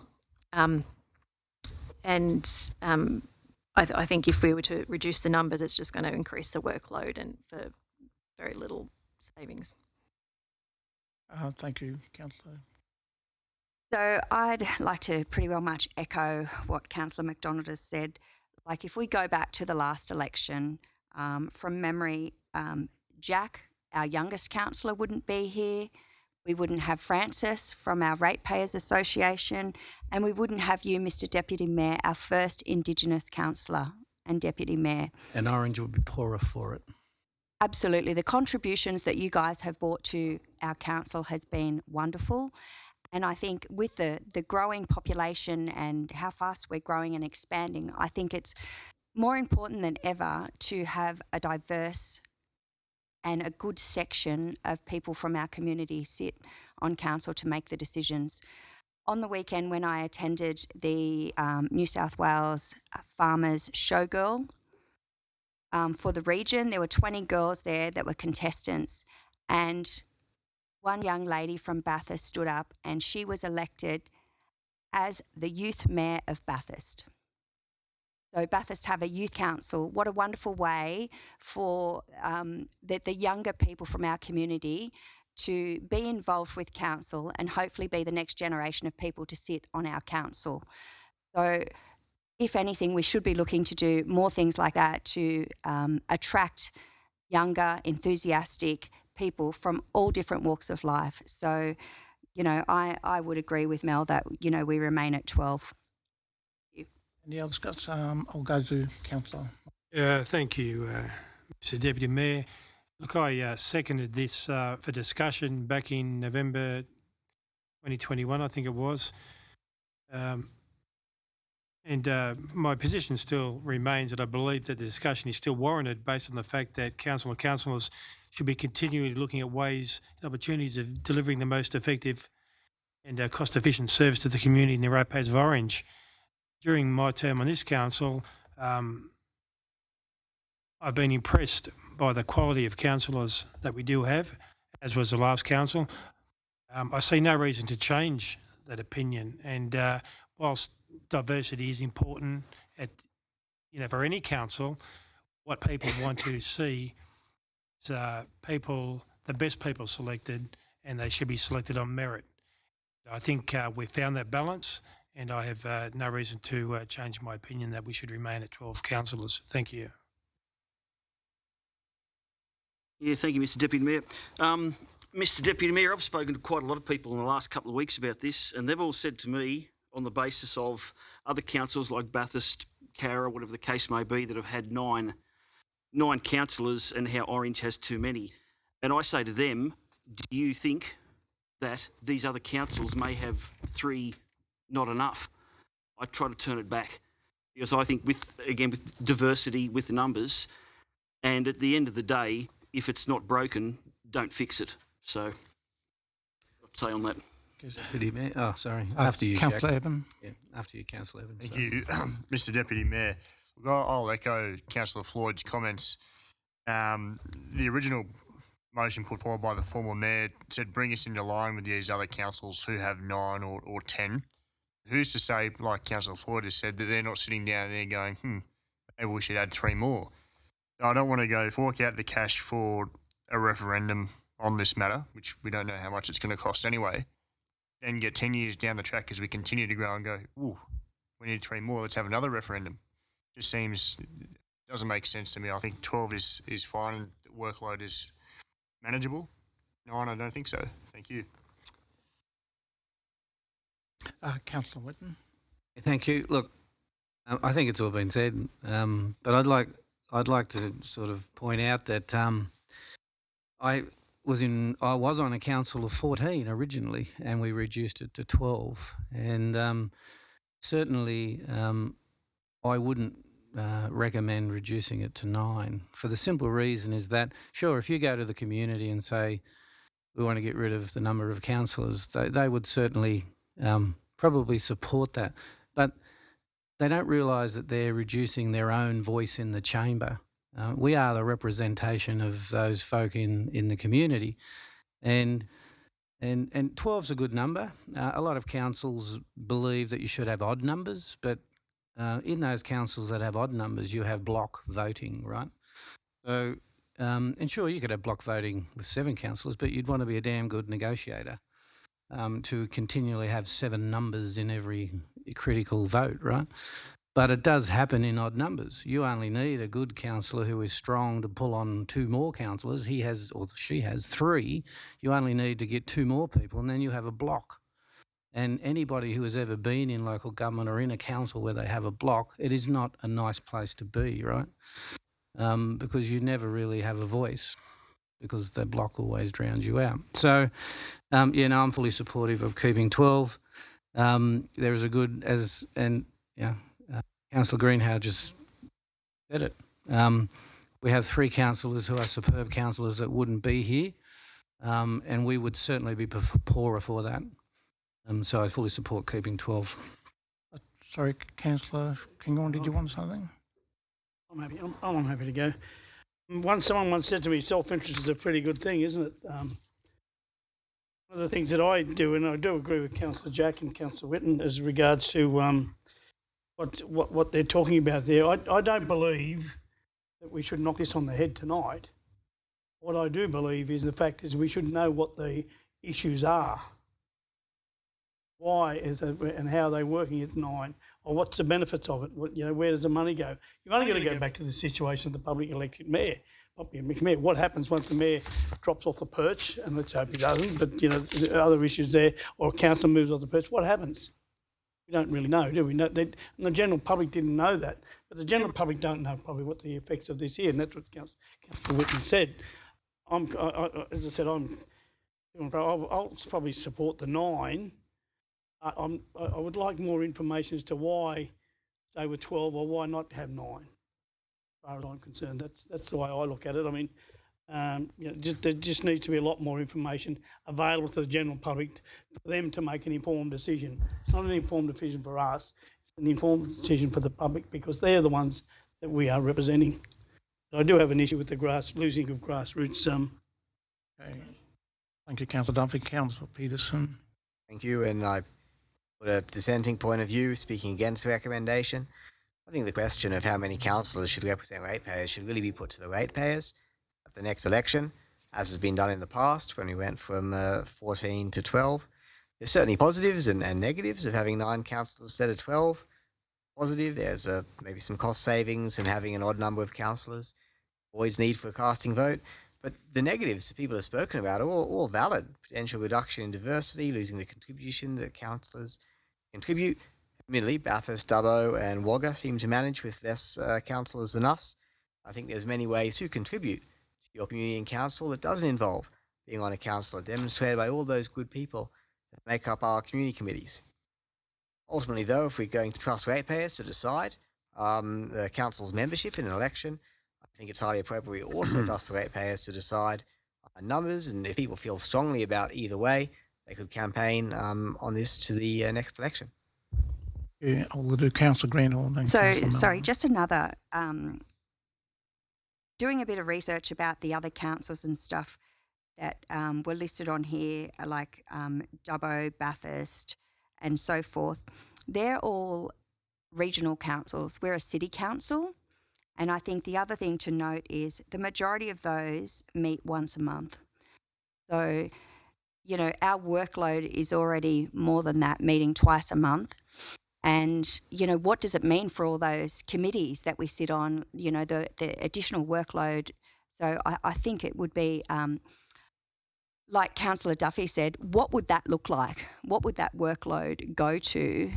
Because councillors that look to run for council in the next election need to know what potentially in 2028 that workload would look like. Do we all of a sudden become full-time councillors like in the Sydney metro areas, or do we remain part-time with a full-time job as such? So there's lots of things here that definitely need to be considered. Thank you. Councillor Mallard. Thanks. Yeah, I'm speaking in support of the motion to retain 12 and to follow on from Councillor Greenhalgh. I did a bit of looking at some of the councils as well, and yeah, we've got about 25, I think, community committees.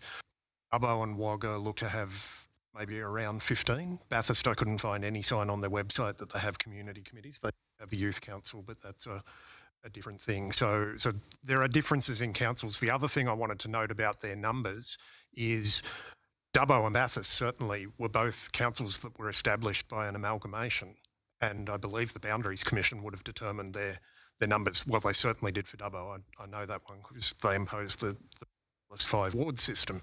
In fact, now Dubbo at the last council election had a referendum and they are abolishing the wards and they are going up to 11 councillors at the 2024 local government election. So they've made that decision. So I do think in terms of what we do, the work that's involved, I think it would be a struggle for 9 councillors to maintain that committee structure in particular. I do think what people have said about diversity is important, and it's not just about that we see the diversity, it's the views that those people bring and the lived experiences that those people bring. And in fact, it's increasingly being recognised that having a diversity of people in decision making is important to making better decisions. So, every one of us brings a different view in here. We're not always going to get our way, but the fact that we speak about things is important, and it makes other people think about things from a different perspective. So I think all of that is really important. So in terms of, yes, you can say it should go to the people to make a decision, but as some other people have said, when you put those things out there, it's a single sentence referendum question. Yes, there'll be some background information communicated in some way, but most people probably won't get to read that or won't read that. And the understanding of the complexities of the issue, I think, make it tricky to put to a referendum. And if you want an example of that, if you look at the referendums at the last local government elections about popularly elected mayors, Bega is one example where they just said, basically, do you want to be able to have the voters select their mayor? With a massive majority. Wagga said, do you want to elect your mayor, have the voters elect your mayor, noting that will mean there will be an additional cost for every election going forward. It was I think 48% yes, 52% no, it got defeated. So referendum questions, as we're seeing nationally, become very tricky. So I just feel we have a situation where the current arrangements, I think all of us who are in the room largely are seeing it work well. And so I don't see a compelling argument to go forward with the question of whether we should change it. Thanks. I actually think that it should be up to the ratepayers to decide this. It was suggested to me today that an interesting question might be, how many councillors do you think we should have on the referendum? And it was then also suggested that we might get a few zeros and some interesting artworks if that were to happen. All these points are valid. I like this council. It's diverse, and one of the things that's been really good for me being on it is when people disagree with me is understanding why that is. So it's actually been a really useful exercise because you then do start to understand those other sections of the community as well. So I think if we did reduce the number of councillors, then the diversity would be reduced. I accept the workload stuff. I understand that I wouldn't be here if we only had 9. But we have to remember that in the last council, one of the councillors passed away, and so we were actually down to 11, and then Councillor McRae resigned. So for the last few months, we did only have 10 anyway. And I don't know, I mean, it seemed to function okay, so it obviously can be done. But I don't think it's up to us. I think it should be up to the people to choose how many people they want representing them. So I'm actually happy to have a referendum on this. This is a point of clarification and this is directed to the CEO. If there happens to be a boundary adjustment or an amalgamation, all this goes out the window as well anyway, doesn't it? Mr. Chair, I would have thought so, yes. Thank you. And I suppose, Mr. Deputy Mayor, if it's about saving money and running a council efficiently, then whack an administrator in here. That's how it runs efficiently and cost cuts, right? But you don't have the heart of the community in here, right? Administrators don't care about what the community think. They care about running the system, about money. So it's about, are we running a community as community representatives, or are we trying to run a business? We do both. We do both. Okay. Don't give the staff a vote. That's all I'm saying, because there won't be any councillors. On that note, we're going to put the motion to the floor. For those in favour, raise your hands. 9. Those are against? Can't be 9 for you. It must be 8-3. Sorry. Yeah. See what Councillor Duffy voted then? Were you against, Councillor Duffy? Yes, yeah. Against, okay, yeah. Cool. 8-3, yeah. I was going to call a division then. Thank you. Motion carried. strategy policy adoption. Post exhibition, page 61, please. To move the motion, Mr. Chair. Sorry, Councillor McDonald and Councillor Greenhow is seconded. Okay. Any discussions on this item, please? Yes, Councillor Peterson. In the business ethics section, point 2.8, about value for money, I think it could include a preference purchasing local goods as local suppliers increase value for money. There is a small acknowledgement of this in section 2.15. I think it would be good to stress, however, our preference for supporting local businesses. Point of clarification, does council already has a policy, does it not, about sourcing local services and products? Being equal. That's correct? Yes. Yes, we do. We do. Yes. Can I just ask a question on, I think I'm on the right one, 5.6, I think it is it? Yeah, as regards to the gifts, is it going from 50 to 100? Don't even give you hardly 2 scooters. Mr. Chair, I'm still reading 50 on page 24. I might ask. I mean, it's miserable. We'll get an answer from our ex-ICAC director. Miserable for Barry O'Farrell, miserable for us. It's a dear scooter, $50. Thank you. Through you, Mr. Chair. Yes, that's correct. It has gone down to $50, and that's actually modelling the model policy from the Office of Local Government. We can bump it up to 100. You could choose to do that, but the policy that went out on exhibition was modelling that model policy. In the chamber, that's something you choose to do. You. Any further questions on it there? I'll put the motion to vote. All in favour, please. Motion carried. Thank you very much. Okay, we'll move on to closed meeting. The Chief Executive Officer will now advise the Council if any written submissions have been received relating to any items advertised for consideration by a closed meeting of Orange City Council. Sir, we have received no such items. Submissions. In accordance with the Local Government Act 1993, the Local Government General Regulation 2005, in its opinion, the Chief Executive Officer, the following businesses of a kind as referred to the Section 10A 2 of the Act and should be dealt with in confidential session of the City Council meeting closed to the press and public. The following items are classified confidential under the provision of Section 10A2 of the Local Government Act 1993, which permits the meeting to be closed to the public for business relating to the following section items. Going closed. Yeah. We're going to close. Closed. Wait for the IT check. Yeah, close the doors, please. Yep. Can we have...